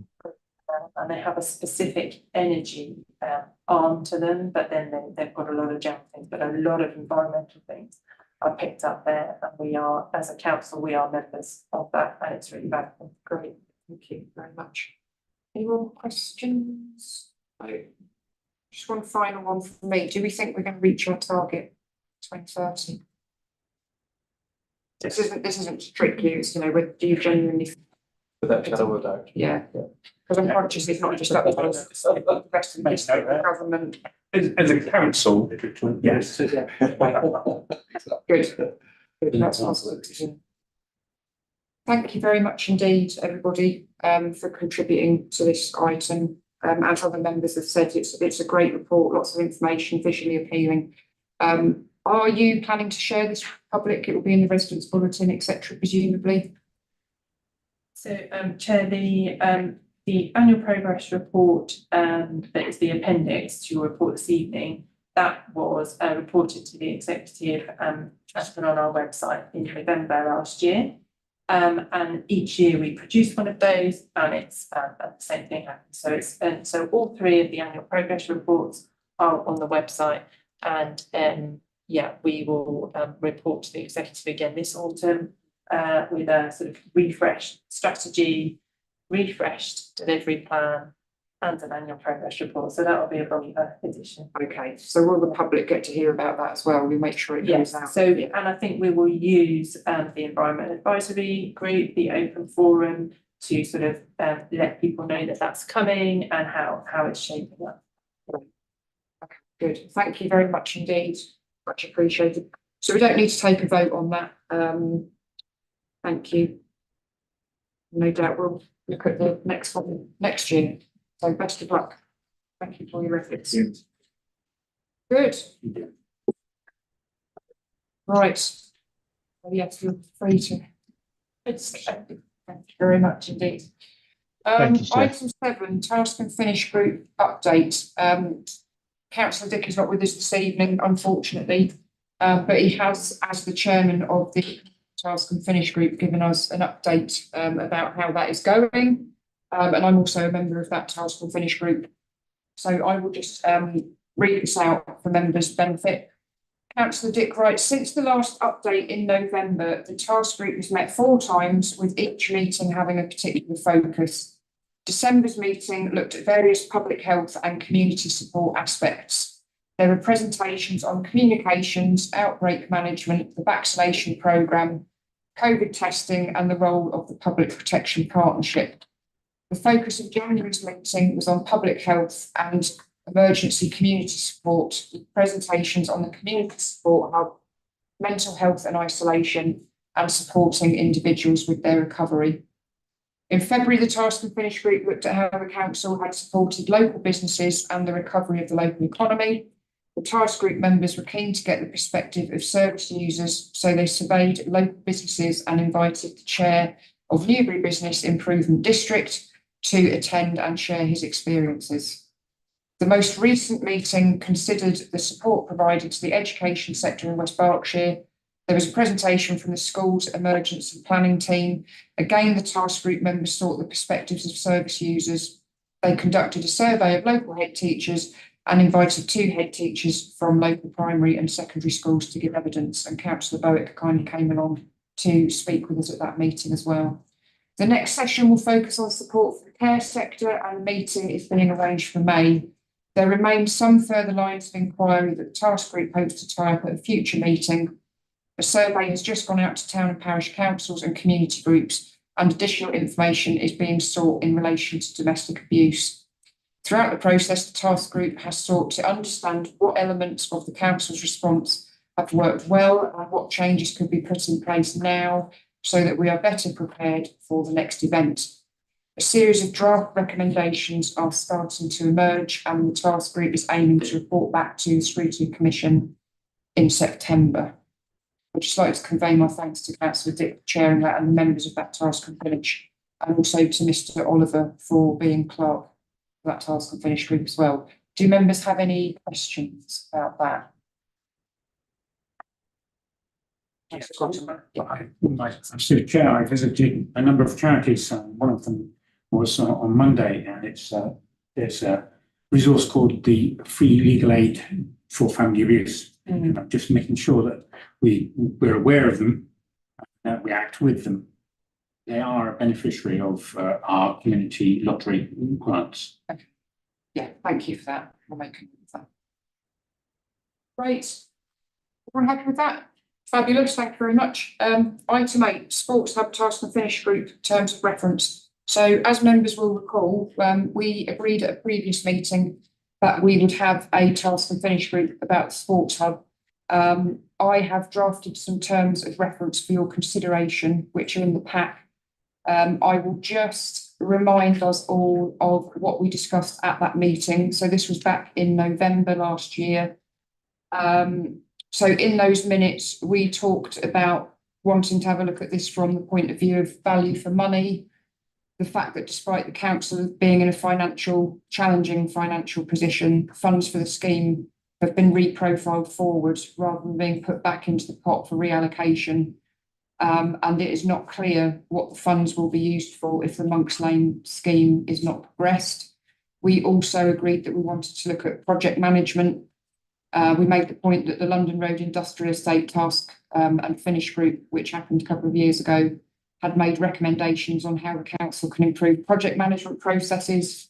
And we believed it's important to make sure that we go back to the lessons learned from that task and finish and see whether we have actually implemented them going forwards, particularly with regard to the Sports Hub project. There's also the issue of advice received. Members have been concerned about the apparent inconsistency of the advice that's been given to the planning committees, Western Area Planning and District Planning, and also to executive meetings. And I went through the various details when we had that meeting. So where are we? So we had Western Area Planning in December 2021, where we were told it was a replacement for Faraday Road. We were told at District Planning in March 22 that it was not a replacement. We had an executive paper in December 21 saying it was a replacement. We had a court case where the court was told it was not a replacement, and so on and so forth. So we have concerns as a commission about the apparent inconsistency of advice that was given around this particular project.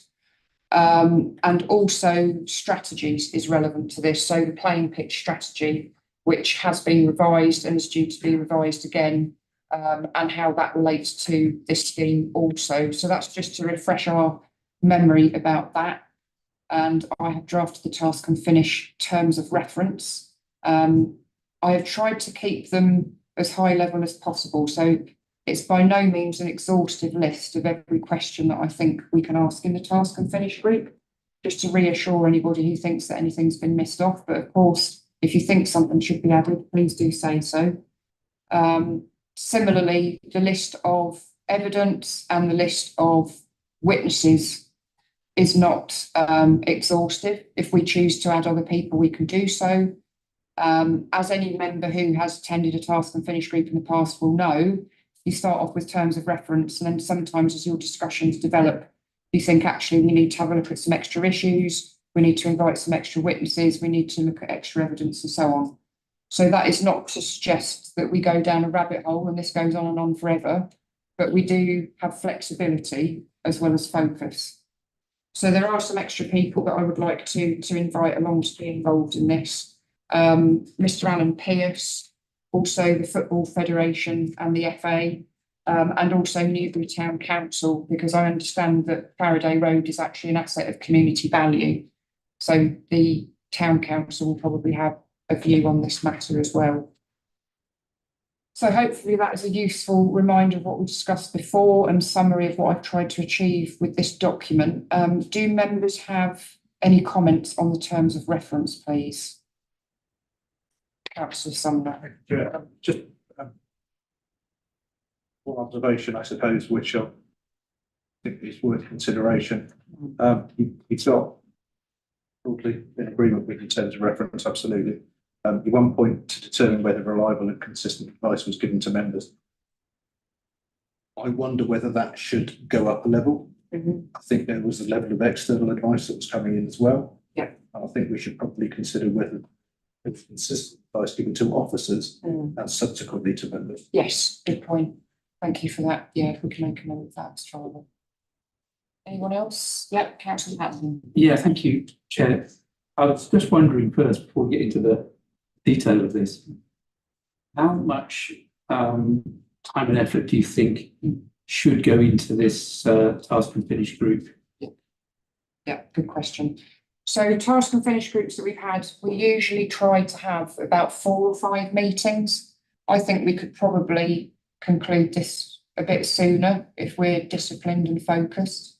So as I mentioned, my intention is not for it to go on and on and on. We need to be very clear about what our objectives are and keep our eye on the ball, absolutely.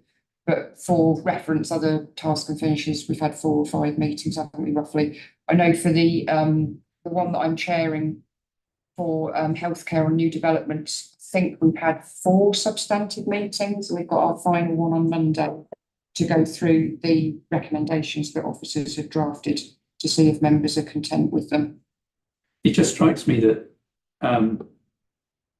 you know, compared to what I've seen on COVID task and finish group, which I haven't been able to attend all of the sessions due to other commitments, but we've got a broad terms of reference here. Yeah. And then actually it could be a lot longer than that if you're going to go through all of these things in as much detail as I think you might want to. Sure.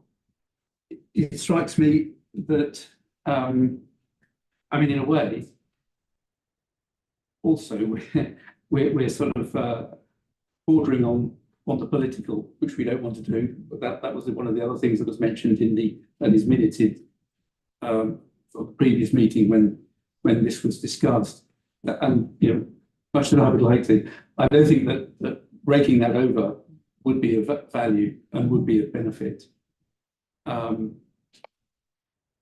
it's, you know, a new administration came in and decided that they didn't want to go in that direction. They wanted to go in a different direction. You know, people can agree or disagree with the original direction or the change. You know, they're very welcome to do that. Yeah. But you know, it's very clear what the new direction is. It's not a sports hub. It's something else. Yeah. You know, that's just one of the factors we have to accept. No, fair enough. So sorry, just to finish. I mean, there are 7 points here on the terms of reference.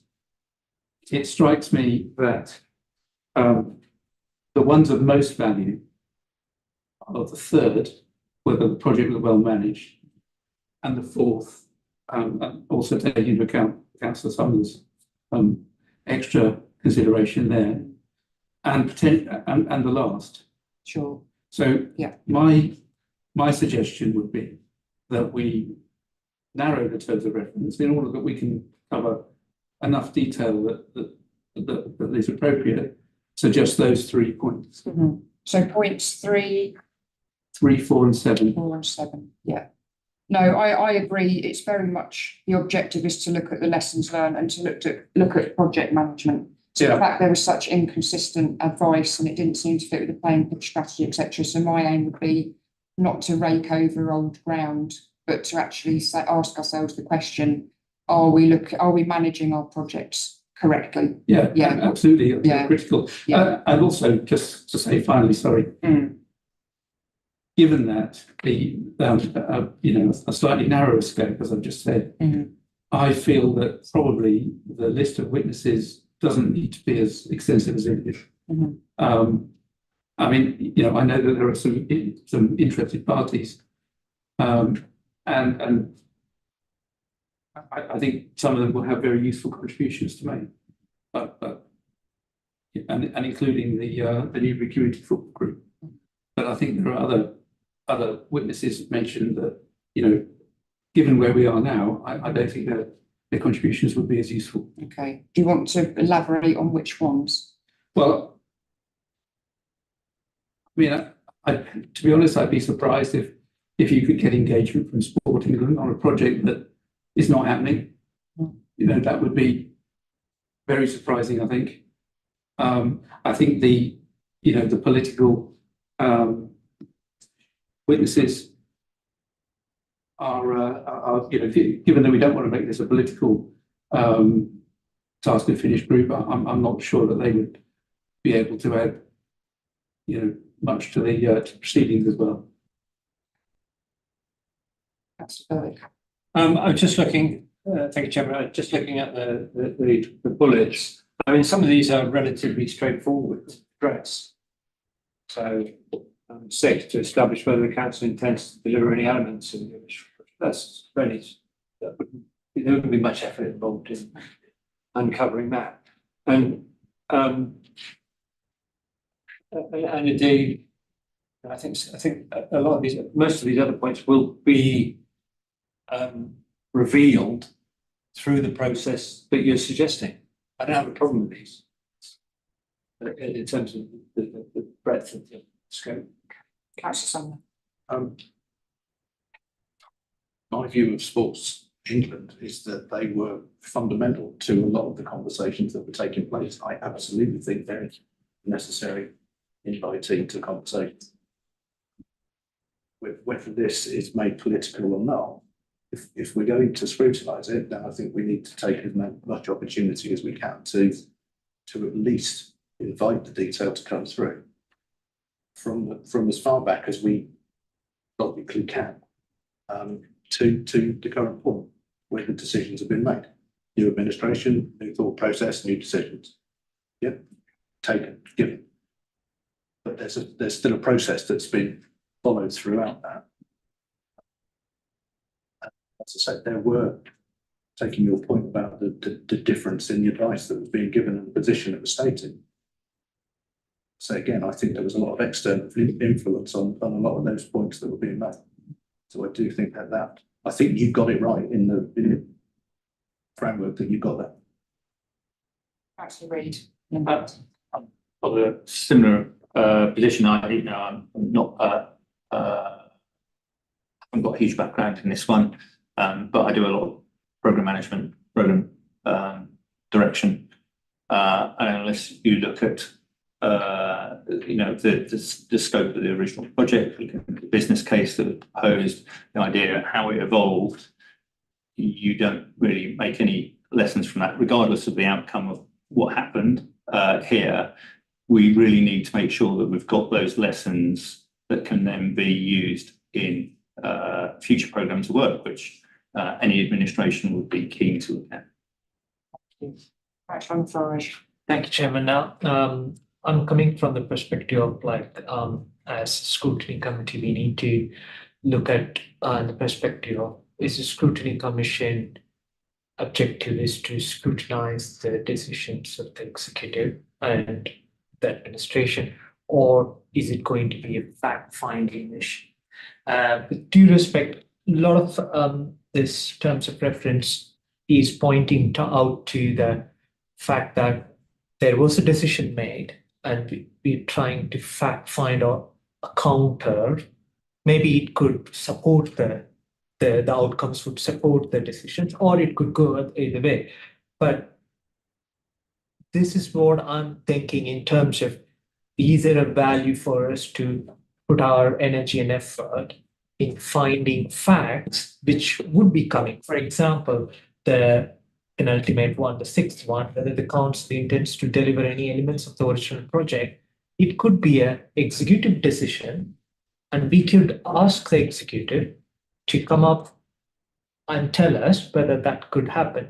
It could be a straightforward one. It could be yes or no. And if it's yes, there could be some details we could scrutinize on that.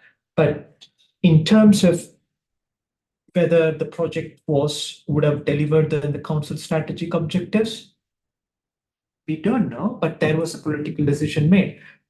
What I'm trying to say is, in order to go back and fact find and find out the list of arguments to either support this or counter this, would not change the fact that the project was stopped or it is defunct now. So my thought process on this one is, yes, we should be absolutely going and doing something on the project aspects of it, which I thought last time when if you recollect from the minutes, that I was for the idea, but it would be done anyway because the project management aspects were looked by the finance and administration were looking at the cost associated with anything.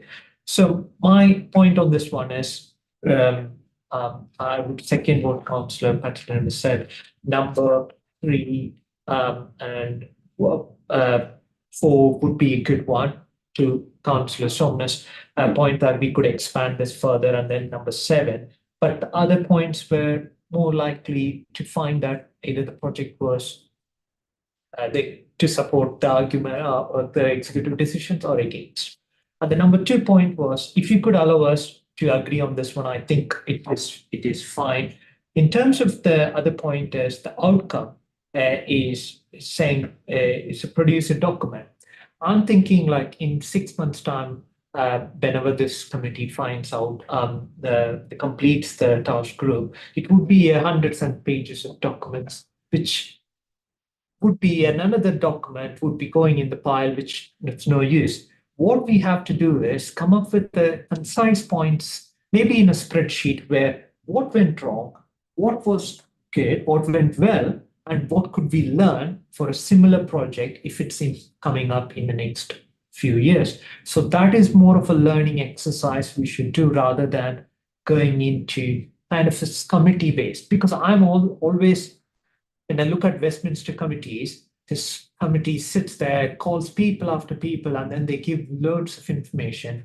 They all go into a report, which no one bothers to read, or even if they read, it's not implemented further. So our responsibility is to kind of come up with facts and, most importantly, scrutinize the decisions of the executive. We should be focusing on that activity rather than convert this into a fact-finding mission. So with that one, I will conclude and second what Councillor Patterson has said, and I'm happy to support that if this is slightly modified to reflect that aspects. Chair, thank you. Councillor Barker and Councillor Wilson. Thanks, Chair. I think councillor needn't concern himself that this is going to turn into a massive undertaking, and with endless committee meetings. We've already heard a report from the COVID task and finish group. If it's managed properly, and there's no reason why this one shouldn't be, then it can be done briefly. And I absolutely agree with you. A massive report, pages long, is of no benefit to anybody. So it's the delivery is the key, and I think historically this function has delivered well on task and finish groups. And there's been mention of the potential politicisation of this process. I don't think there's anything to fear. If there are two elements: project management and decision-making process. Project management is apolitical. Decision-making process, of course, has a huge political aspect to it. If the outcome is that the political decision-making process was flawed, then the administration has to fear from that. Rather, plenty to learn. And if the outcome is that the decision-making process was well managed, then again, from a political point of view, so what? At least we've learned something which you as the administration can take forward to apply in future undertakings. Councillor Wilson. Two very brief points. I just wonder whether then, under the witnesses, it might, if you would agree to it, Paul Martindale, who was the interim manager, would be a good call. Yes, no, absolutely, I agree. Yeah, I think I'll just put a catch-all in there about previous officers. Yeah. And my second point is, I think it's going to be very difficult to actually address this properly without the revised player pitch strategy document. Yeah, I don't know. Do we know when we're going to be getting that? The stage E review, I think, about that. Yeah, it's going to be a while. Okay, it'd be April Pebbody who could cast some light on that, wouldn't it? Well, because we're expanding what we're. Yeah, but without that background of just where the administration is going. Yeah. Beautiful. Yeah. Check. Good. Councillors first, I'll come in at the end. Okay. I've got a staffing issue to raise. Okay, great, thank you. Yeah, Councillor Campbell. Just in response to councillor Bowie, we're not the administration, we're the scrutiny committee. So the purpose of this, I think, a narrower terms of reference, I think would help the council as a whole. The other more political parts, personally, I don't think they're going to add much benefit to anybody really, other than doing what was also noted in the minutes of the meeting when this was discussed in November, which is that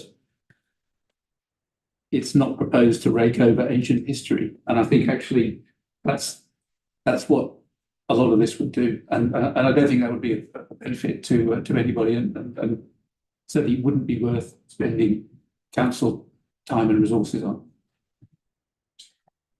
Yes, coming at this fresh as a sub, this has been stated. I don't want a 100-page report. We need something it is focused on.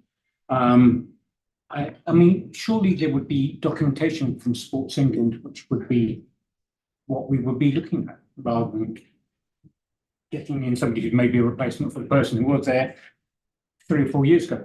My concern is the process and the changing recommendations.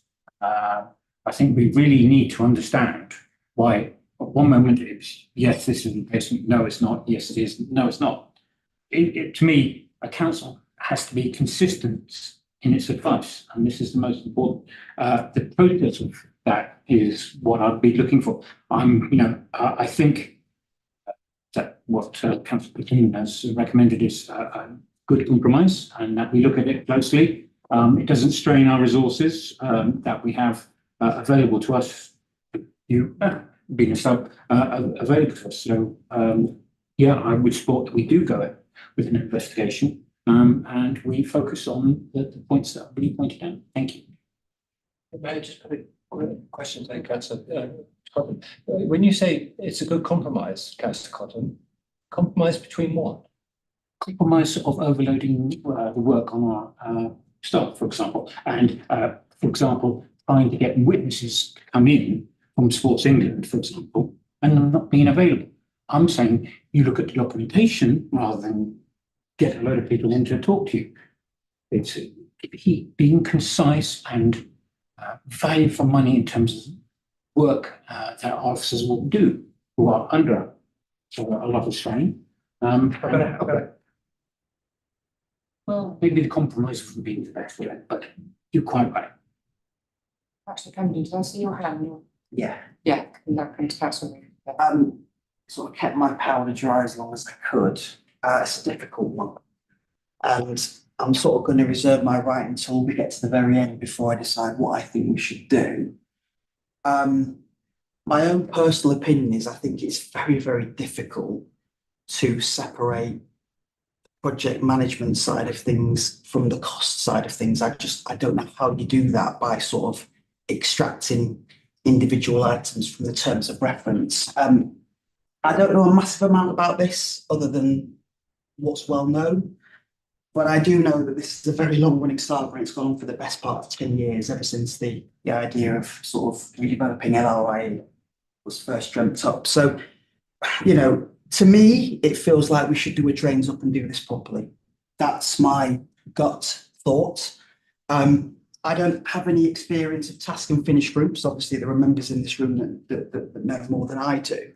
Looking at this list of witnesses, Chair, I mean, my biggest concern would be, can you actually do it in the number of meetings that you're envisaging? I don't know the answer to that. Obviously, you're saying 4 or 5.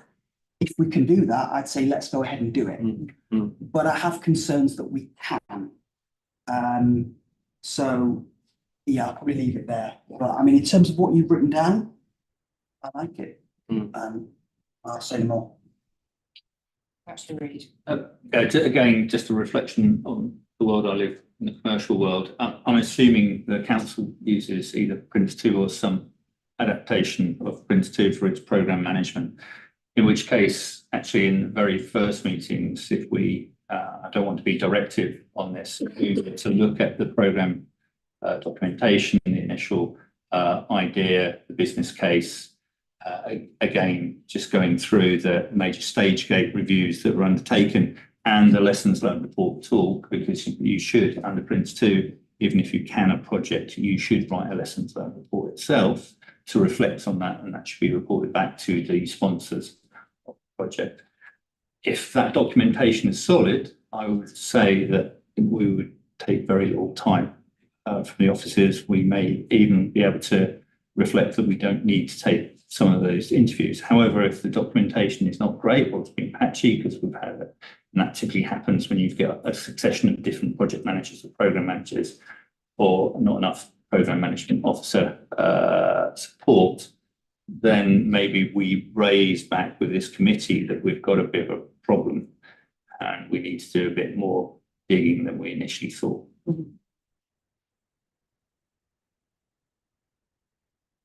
Comments? Mr. Lynn? Okay. I think my concern is about staff capacity. I think looking at the list of people you want to interview, that would take a long time to organise. This isn't going to be Higher Sport England or Football Foundation or anybody else's agenda, I suspect. And that will take a lot of time to organise. I am concerned with the capacity of the organisation at the moment in terms of some of the enormous pressures we've got from adult social care and children's services. And later on, you're going to look at your forward plan. And if you look at the scale of spend within the organisation and the risks within the organisation, I personally don't put this anywhere near as high as some of those. In terms of the capacity of the organisation, from a staffing point of view, I want staff to spend the time on things that can make a difference financially and in terms of the services we provide. And just to pick up on one of the points you read from the previous minutes was about money. There was no money. There is no money. It was going to be borrowed. It was always going to be borrowed. So I think you said earlier about where the money gone and what's happened to it and what's been reassigned to. It hasn't been reassigned to anything because there wasn't any money in the first place. We were always going to borrow that money. It was carried through when we had the budget. And yeah, as a principle, but we would have borrowed the money. We don't have the money. So just to refresh my memory, how much money were we going to borrow, please, Chair? Tell you that, it's like £4 million. Oh, 3.5. 4 million, it's 4.1 million. Okay, so an appreciable commission. 3.5 million. True. Okay. I mean, in terms of the staffing, I'm hoping that this would be useful. I mean, it could potentially be quite useful to April Pebbody if she's looking at another review of the playing pitch strategy, to have the input of the deliberations of the task and finish group into that process. Yeah. So I'm very mindful of how we can have synergies around this rather than actually just creating extra work for people. Yes. So yeah, I'm happy to take that point on board. I will go back to look at the financial paperwork that we were presented to the full council and have a look at that. In terms of the witnesses, it is possible to ask them that they can Zoom, so they don't necessarily have to come to the office. Anyone who is external is not obliged to come and see us. Obviously, many people like Thames Water, for example, think it's a good thing to do because it's good to be held to account and to come and engage and so on and so forth. But they would not be obliged to do that. And if they didn't come, then obviously that would leave a bit of a gap in what we look at. But there's not a lot we can do about that, unfortunately. And the other alternative available to us is that we can send them questions. So if they can't attend, for example, we could send them a series of questions and say, please, can you respond to this? And that might make it a bit easier for them. I do reassure members that this is not a political exercise. My own concern, and I know concerns of other members, is project management. What lessons can we learn about our project management and how it is done? Because if advice is coming out of that project management process, which is inconsistent, what is potentially wrong with our project management systems that can happen? And that's what concerns me. And I hope that we can learn lessons by looking at this particular project about project management, which will be useful to the organisation going forward when we have other big projects in place. I am conscious that this was a project from the last administration, but that does not preclude us from looking at this. If lessons can be learned from it, then they should be learned. We don't just forget everything that went before. There is obviously a continuation of work amongst the officers, regardless of the elections that happen. In terms of project management, we need to make sure that we're doing things correctly. So that's just a few reflections from me on some of the things that members have mentioned. Councillor Pattenden. Chair, can I propose an amendment, which is that the terms of reference is changed to be, I mean, given what you said about project management being the primary focus, the third point, the fourth point, and the last point. What, to only focus on those? Yeah, what you're proposing. And that the list of witnesses is reviewed in order to reduce the amount of effort required to organise and run the task and finish group. I'm not sure what the constitutional procedure is around this. We don't have a legal officer with us, but I'm happy to take a vote on that. We've obviously agreed we're going to have a task and finish group, but we haven't yet agreed the terms of reference, and that's what we need to do. So is there a seconder for Councillor Pattenden? Thank you, Councillor Cotton. Can I take a vote, please, of who is in favour of that proposed amendment? Okay. And against? That's against. Thank you, Councillor Pattenden and Mr. Cotton, for your suggestion. So can I just take a vote of clarification that we are happy with what's in this now, just to make sure? Are there any other amendments that members want to make? I'm happy to second it if you're proposing it. Okay, I'm happy to propose that we go with what we've got. So to the second, do I have approval for that? Okay, and anyone disagree with that? Thank you very much, members. And like I say, it's not definitive. So people say, oh, actually, I think we ought to look at this document or have this witness or whatever. That's fine, because that's what we do with all task and finish groups anyway. Okay, good. And another thing to mention, I've put in here determine, and I've been advised by legal to say consider, because it's not for us as a scrutiny commission to determine, that's up to the executive. So we will be considering, not determining, yeah. Good. Great. And the other thing to mention is it's probably going to be September before we get going on this. Obviously, we need to finish the COVID one, we need to finish the healthcare and new developments. Yeah. So no, yes, thank you. Yes, and membership. If members could suggest people to be on this, it can't be anyone who was part of the decision-making process when the project was implemented. And it can obviously be people beyond the membership of this commission as well. So have a think in your various groups about who you might want to be on that, and let me know. We'll work that out. Good. Thank you very much, members. That was very useful. Health Scrutiny Committee update. So members to note the update in the agenda pack. Thank you very much, Ms. Kelly. Provided by Councillor Martha Vickers, who is Chair of the Health Scrutiny Committee and unable to attend this evening, and to invite any comments from members, please.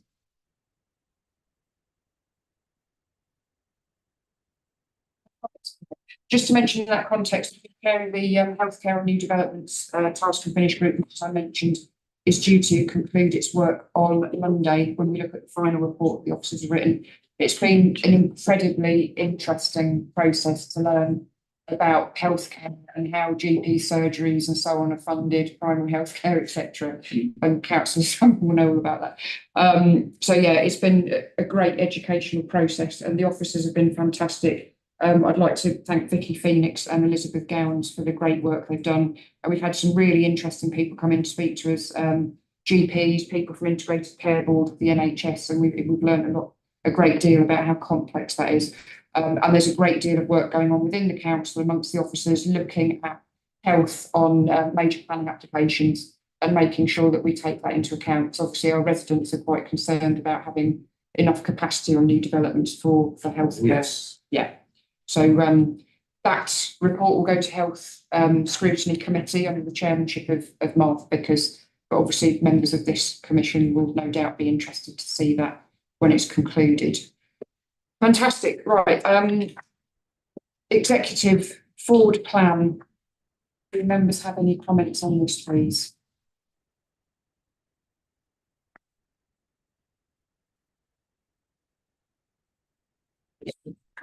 Clarification, the post allocation of the household support fund has been highlighted in yellow. Is there a specific reason for that? Yeah, it's true. I think the yellow was just something that's new. Okay, that's good. Okay, and the update for the Bond Riverside program update. Apparently, that update will answer. It will be an input to the task group. That's good. What I was looking at was again, maybe it's not in there, but yeah, it's Chair, I wanted to understand about the bus survey one and the active travel plan, because the active travel plan necessitates that the bus survey and other survey from the residents of West Berkshire is fed into, and there is strategy developed.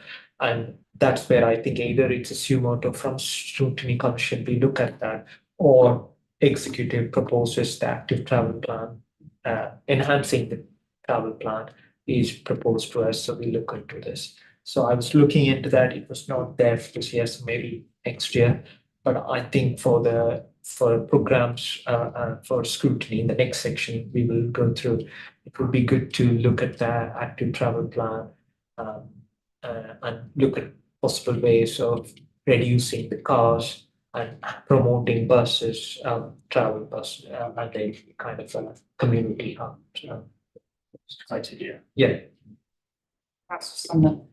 Chair, I'm slightly confused by the topic which just seems to keep giving, which is SIL. We've had an announcement. Yes. We've had a presentation or however you want to frame it. We've then got next month coming up, further review, and then right down to May 25, we've got the outcome of the report where many of us were interviewed, and as far as I'm concerned, it's already back. That seems like an extremely long period of time to be dragging out this topic. And I actually think flicking onto the next topic, that it should be on the programme for the Scrutiny Commission. I don't understand at all why it's taken that long to get something which has already been received now to go through and out into the public. Yeah, so they've got it on their agenda for the 16th of May. Review of SIL to review how SIL exemptions are granted to householders, including approval of SIL enforcement policy, appeals process, etc. So, I mean, does that encompass the acting leader's process of reviewing the various individuals who don't think they should have been charged? Is that the intention, that they're going to bring something on that in May? One would assume so, but again, begs the question why the report which contains that information from independent reviews that were taking place isn't going to be for another 13 months. Right. Okay, so maybe we could ask that question of the. And then I sometimes take a long time to do things, but it's even excessive even for a council, isn't it? Yeah, I think makes sense. I agree with that, because they've been already identified impacted residents, and they've been already asked, I don't think a year's time, or 8 months. It's reversed for me. I thought that report was going to be coming out first and they then didn't. after that. And it's happening in reverse. I don't understand why that. So yeah, Councillor Reid. Page 58, and apologies for my ignorance on here, it says market failure policy. What markets are we talking about there? Is it bond markets? We're going to ask. We're going to ask them. The futures market. Yeah, if we can ask for clarification. Yeah, okay. Maybe the officer gives you a hint. Councillor Bowick. Yeah, just first of all, a general point. We have a column here which stipulates what consultation is expected or has been undertaken. Totally unpopulated. So is that perhaps an ambition to consult, or is it part of the process? Which month? All of every Oh, sorry, whole column. Okay, yeah. Maybe it's a simple omission. Well, yeah, Either or. perhaps. Yeah. Omission. Sorry, can I continue? Thanks. Item on care experience as a protected characteristic. It's not clear what the purpose for that is. I know we've discussed it, but I think it ought to say what's trying to be achieved, as we've said with most other items. So perhaps Mr. Ray can fill that in. There's a number of officers mentioned as being responsible for line items who are no longer with us. That is a bit of a review. Yeah.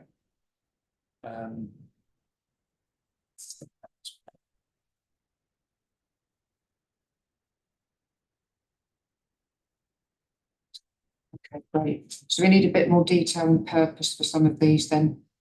We want some clarity on the SIL, the order in which they're looking at stuff and why it's going to take so long. And Councillor Boat's point about some of the officers' names not being correct. Whether or not consultation is supposed to happen. Yeah. It is. Needs to be populated. And then the issue about the buses and the active travel.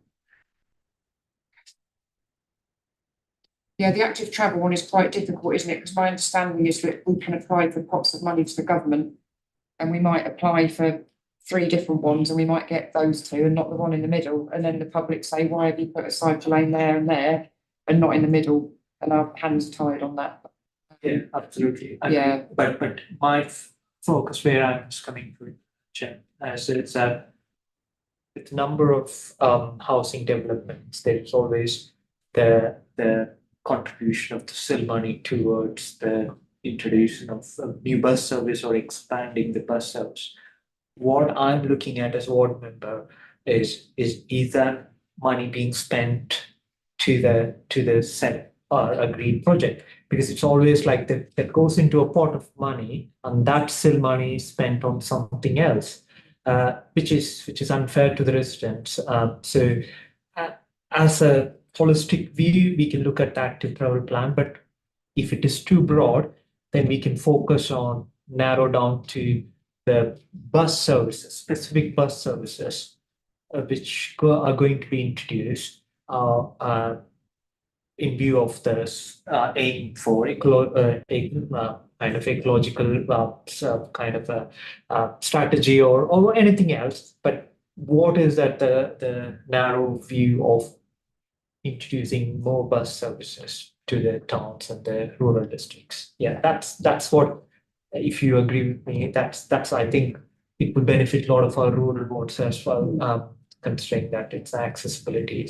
I'll just mention on that point before I come to you, Councillor. I know that we've got the X34 bus now, which goes from Newbury up to Harwell and onwards to Didcot. Yeah. And the last stop it makes before it leaves this district is Vodafone.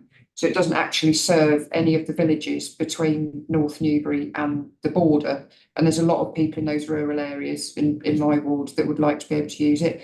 And I know that this council has given £85,000 towards that. The bulk of it is paid for by South Oxfordshire because of all the SIL monies that have come in from all the developments around Didcot. So we have paid money. And my understanding is that we're doing that this year, but not in subsequent years. And it will be South Oxfordshire who take over the complete funding of that. So in the context of what you've said, I would be interested to know, and have indeed asked this question of the portfolio holder, are we getting value for money for our £85,000? Bearing in mind, a lot of people on that route within this district cannot actually use that service. And I see it going up and down the A34, and very rarely between Vodafone and Chiltern has it actually got anybody on it? Maybe one or two people. Yeah.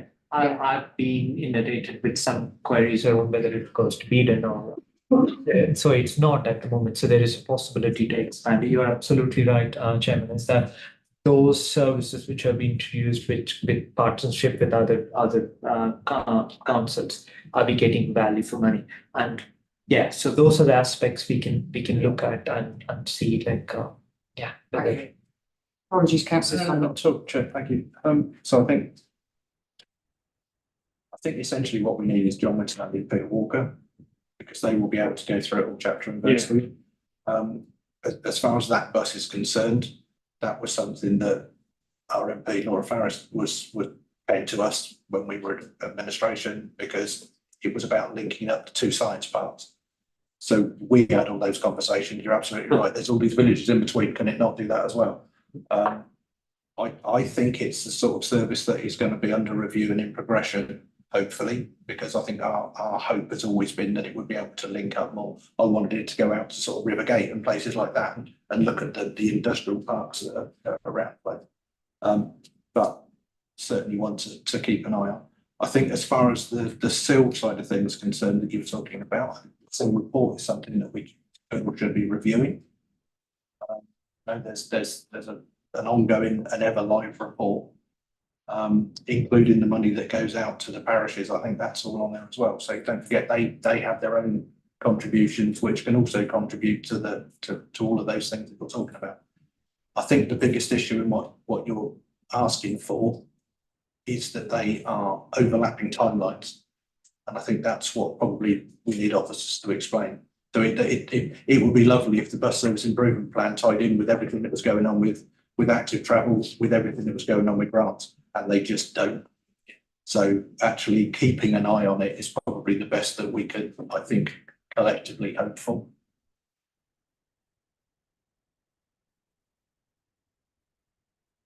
Mr. Oliver's just pointed out to me, will the SIL reports go straight to council?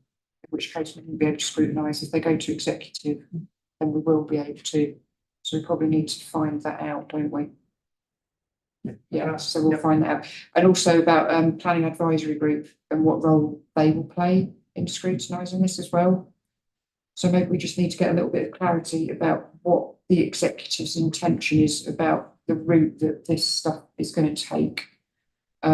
If we can scrutinise it, because it's going to executive and not to full council, then I think probably it would be a good idea to have a look at it, because it's such a big issue.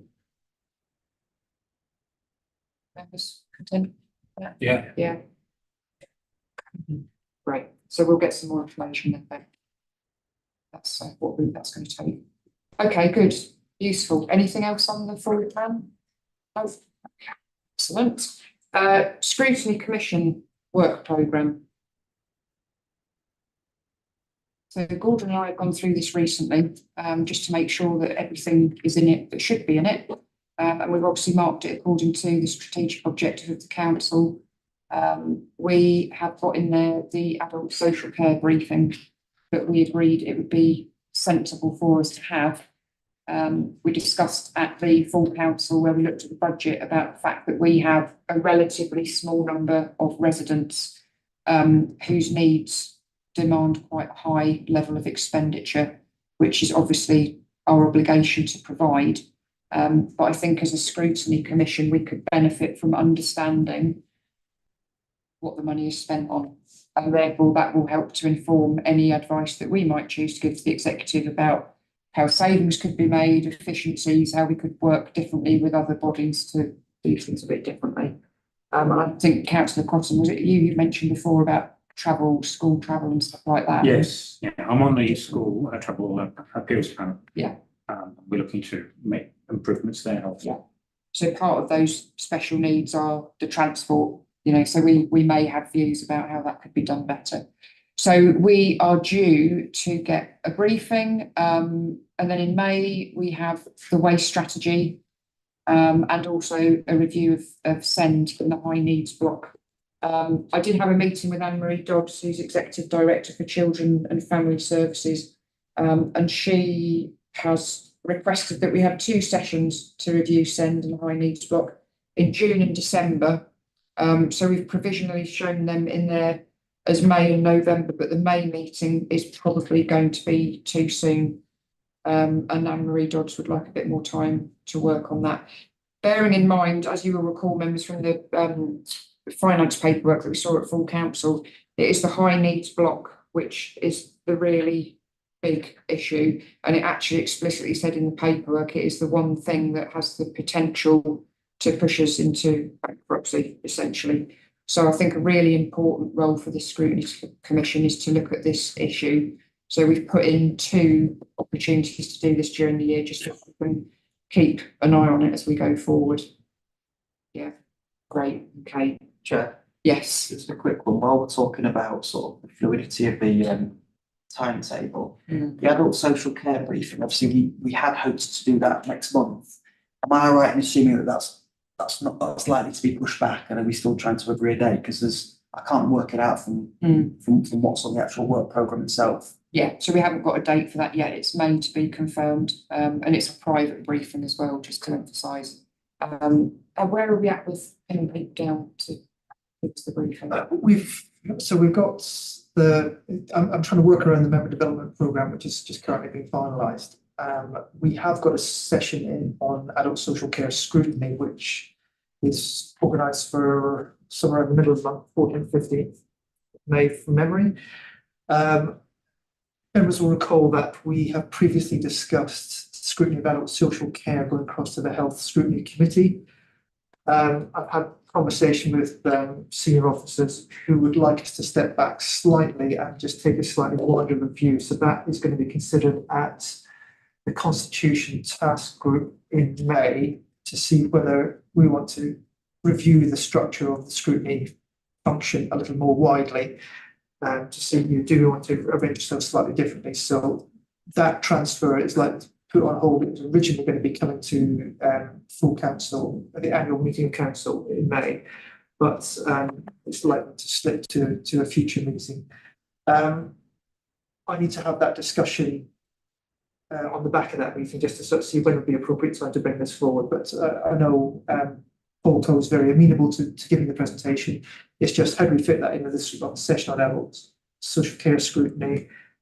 Do we tack it on with it, or is it just too big and we have to have 2 separate sessions? So I just need to have a quick conversation with him Yeah, and my apologies, I should have mentioned earlier about the proposed about adult social care going to health scrutiny and how it now needs to have a bit more consideration by constitution task group. Yeah. Yes.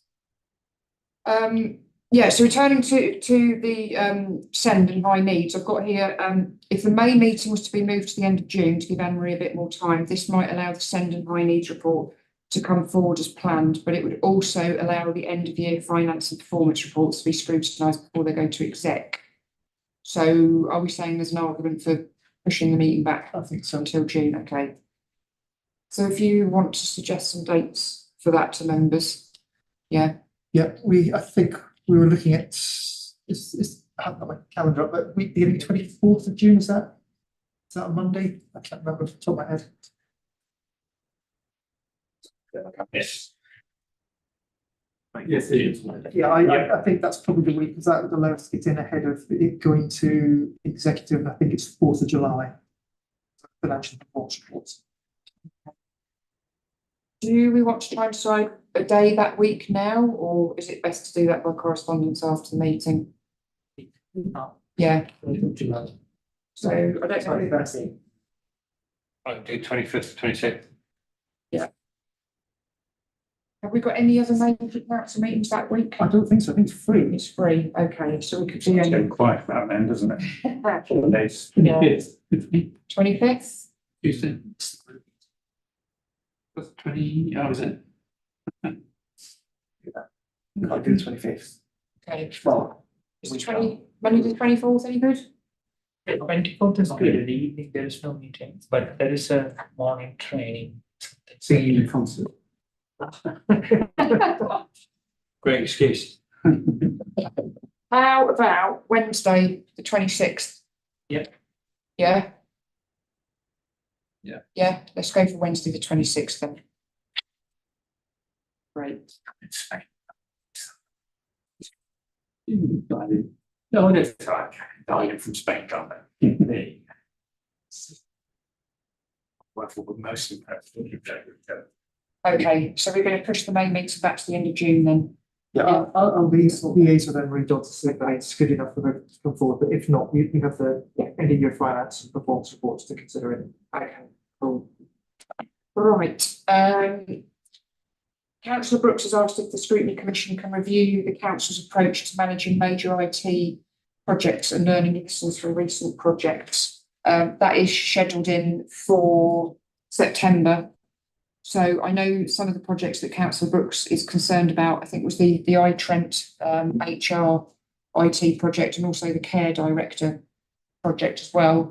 I'm content from the discussion that I've had with him to look at that. I think again, it's an example of looking at project management and whether that is being conducted correctly and effectively, and whether that's resulting in value for money projects being delivered. Any views on that particular item?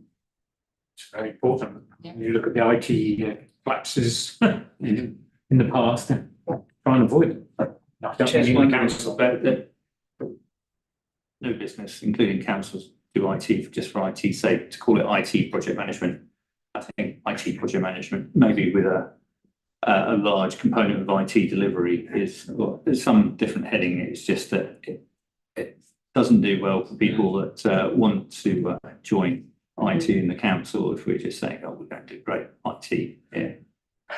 So all project management, all projects are for a business reason. There's going to be different components of IT, so maybe just drop the IT bit off the front and we'll look at projects that have a large component of IT delivery. Okay. Yeah, I'm happy with that. Yeah, Councillor Farage. Thank you, Chairman. Just a quick one on like we can look at the aspects where there are projects which are customer facing, and that's where there is transparency and in terms of efficiency required for the procurement side of things as well. We know like it tends to be like procurement is like you go for a bid and all the stuff, but there are certain nuances because the technical abilities and capabilities within the organization determines if procurement is successful or we are choosing the right partner. And that's where I think what I'm hearing from the latest fiasco of the car parks failure is that Yeah, I was gonna mention which is directly linked to people not being able to procure the right partners and deliver for them. So it starts with that layer, and maybe we can look at briefing from whoever the service lead is to give us briefing and scrutinize how do they approach procurement for especially the IT ones. Although it may not be IT focused alone, but majority of them are IT. The other procurement Sounds like we don't the risk don't management is necessarily involved with that. yeah, adult social care, we don't necessarily involved in the procurement side of things, but I think the IT specific focused on procurement will be good to add on this one as well. Okay, sure. Yeah. Good. Okay. And then we've got the COVID task and finish group report coming to September as well. Thames Water Environment Agency, Section 19 report, etc., in October. I think if we get the invitation out to those individuals as soon as possible, that would be good.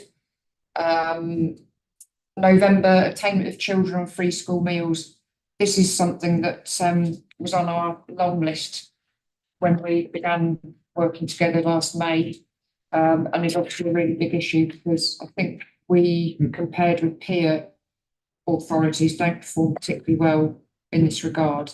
And obviously we want to ensure that our children perform at school as well as they can. So this is obviously a really important issue for us to look at. And Anne-Marie will be involved in that one. Budget headlines, etc. So are there any other comments on what is on our work programme? Councillor Sumner. Just back to my previous comment on the previous item really as to whether we look at the wholesale thing. Yeah. And of course that will be very dependent on whether that May 25 date stays as it is. Yes. Exactly. Yeah. Yeah, so if it is done in May, we wouldn't be able to do pre-scrutiny if we have our meeting in June, would we? No. So we would have to do a call-in. That be the avenue open to us? Do post-scrutiny? It depends where it's going. If it's going to executive, Yeah, in theory, yes, it could be called in. yeah. Okay.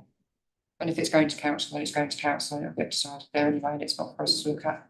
But yeah, we'll have a look at that, councillor Sumner, and get our ducks in a row.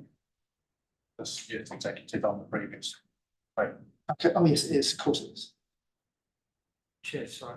Yes. Sorry to interrupt on this one. When you mentioned Colin, I just thought there could be items in it which is called in by the members. So should we accommodate for some bandwidth for call-in items, future potential call-in items as well? This looks tight, but I know these are all important, as you know, one. So maybe I need to understand if the call-in one would be priority over these, or we're taking these as the priority items and then call-in will be, yeah. Yeah, so we'll have a special meeting. Yeah, the special meeting is also open. Thanks. Yeah. I have had a request from a member of the public for another piece of work for us to look at.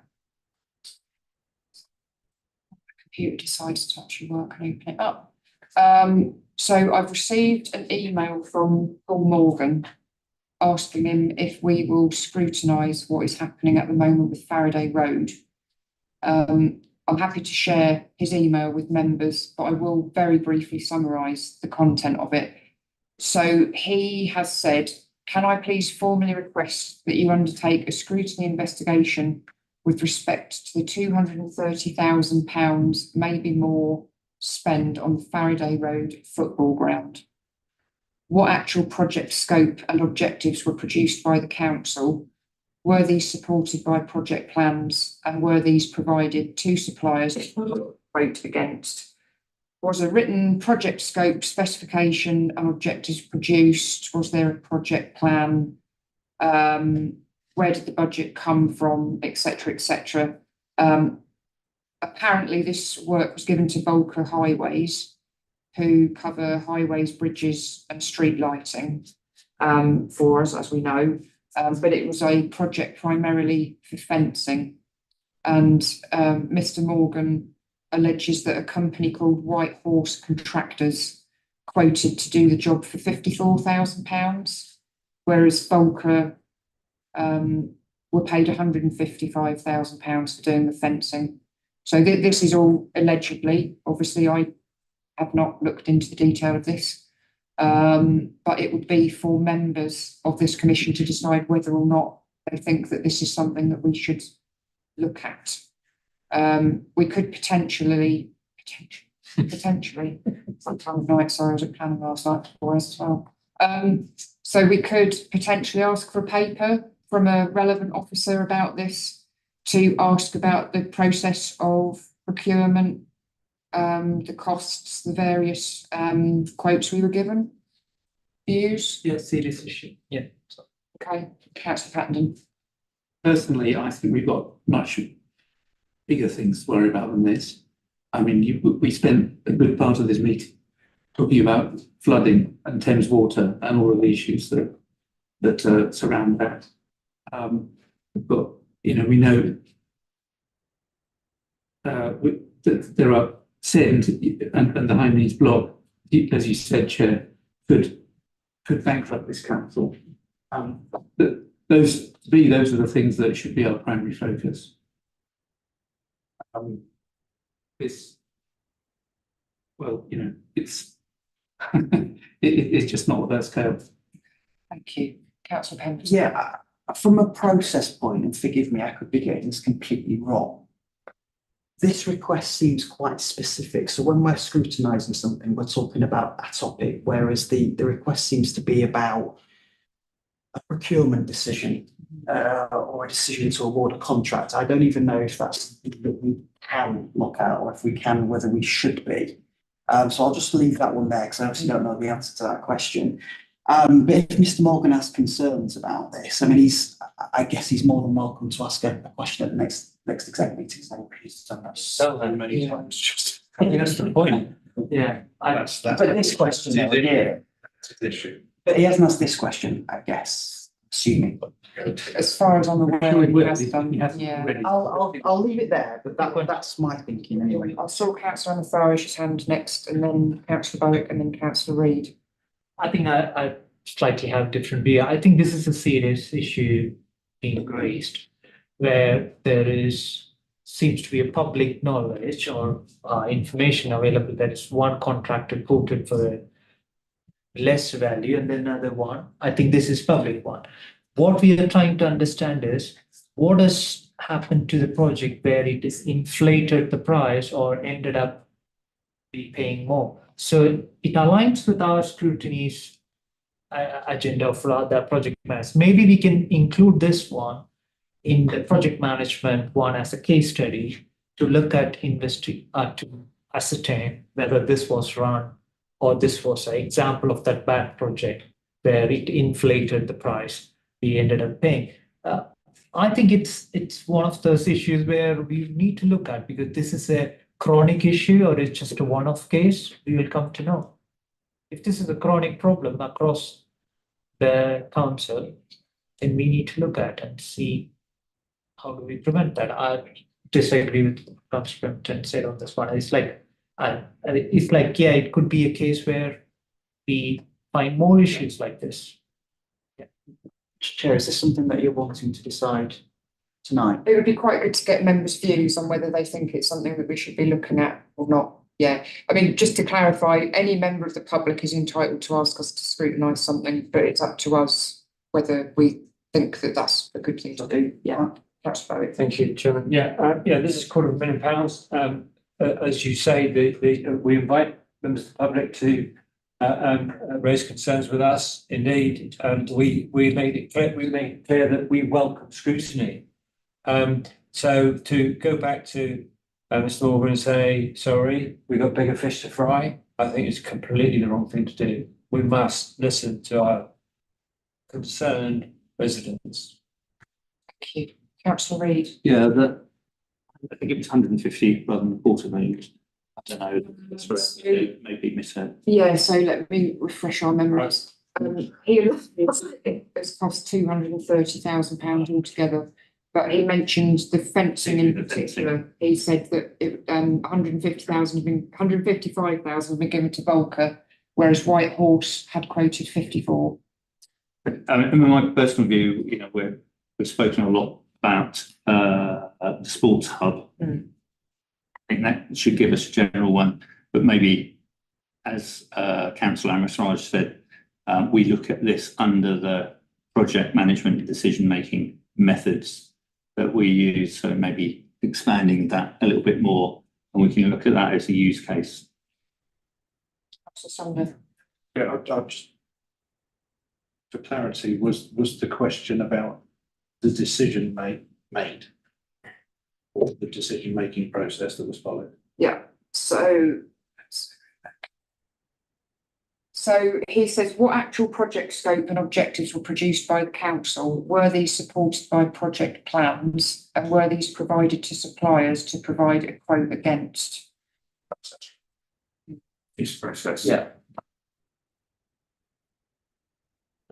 So what do we think? What's our consensus? Could we add it to the project management item, perhaps? I think so. Actually, like Lloyd said, I think it would be unfair to ask them to say, to go back to them, say, no, we looked at it. I don't see any reason. They get 2 or 3 different quotes. Why would they exclude one? Maybe it's a guy out of the back of a shed, then they've got a good reason not to go with them. They don't have health and safety or that. But, We need to review that. Yeah. Speculating on. No, I'm saying what types of things aren't we experienced? We put it as a use case under the program management. Do we take a vote on that just to formalise it? So we propose we put it into the project management. I have slight concern about that, Chan, because I just fear that it's going to get kind of snowed under. This is something that I would have thought we could pretty quickly get to the bottom of. It's not going to take long. Whereas with the rolling it into the sports hub, they're not. It's too separate. So I didn't mean the sports hub. I meant the program management. There was an IT project management line. Oh, rather than the sports hub, because we're already doing sports. Okay, yeah. Sorry, I'm sorry. Quite right. It's not to be clubbed with the other one. This is I'm even more concerned because I'm even more concerned. I don't think it's just going to. What if? Sorry, you're more concerned if it gets rolled into something else, Yeah. if it's done specifically. Yeah. Okay. If we were to do it separately, we'd need to fit it into our work programme, and we'd need to work out which meeting it would go to. Obviously, officers would need sufficient time to prepare. If we're going to push the main meeting back to June, we'd have waste strategy, review of SEND, the finance papers that you mentioned. If we were to do it, I mean, I don't know if it'd be possible to do it then, because the officer would need time to look at it. So if it's not that one, it would be September, which would be the IT project management one anyway. So it could be on the same agenda as that in September. We're probably not going to get to it any sooner because officers will need to vote on it. I get it. Yeah. Okay, let's do that. So if we have an item on the agenda for September, then looking at project management, taking into account Councillor Reid's point about not just saying it's IT, making it a bit broader than that, looking at project management, looking at processes, procurement, etc., and we can have care director, Trent and Faraday Road as examples. Okay. I'm like that. Yeah, it's good to go. That okay. That's a good consensus then. Great. Any more comments on the long-term work programme? Okay, that brings us to the end of our agenda. Well, thank you, everybody. I think we've had a really good meeting. We've covered a lot of territory. I apologise for the amount of detail that I went into about the flooding and the sewage. That's the most important thing. I think it's quite important. Yeah, and I'm conscious there's so much going on and there's so many people involved and there's so much confusion. I want to try and make sure that we keep our eye on the ball with this and we sort of funnel information into the process and we make sure we're really prepared for that meeting that we've got in October with Thames Water and the Environment Agency. and make sure we make best use of that time to ask really meaningful questions and get some answers on behalf of our residents. Yeah, we don't want the repeat of Thatcham in 2007. Indeed, absolutely. Wonderful. Okay, thank you very much indeed. Thank you to members. Thank you to Mr. Oliver, and our next meeting will be in June. Thank you, and well chaired. Yes. Yeah. Not may it continue. Thank you.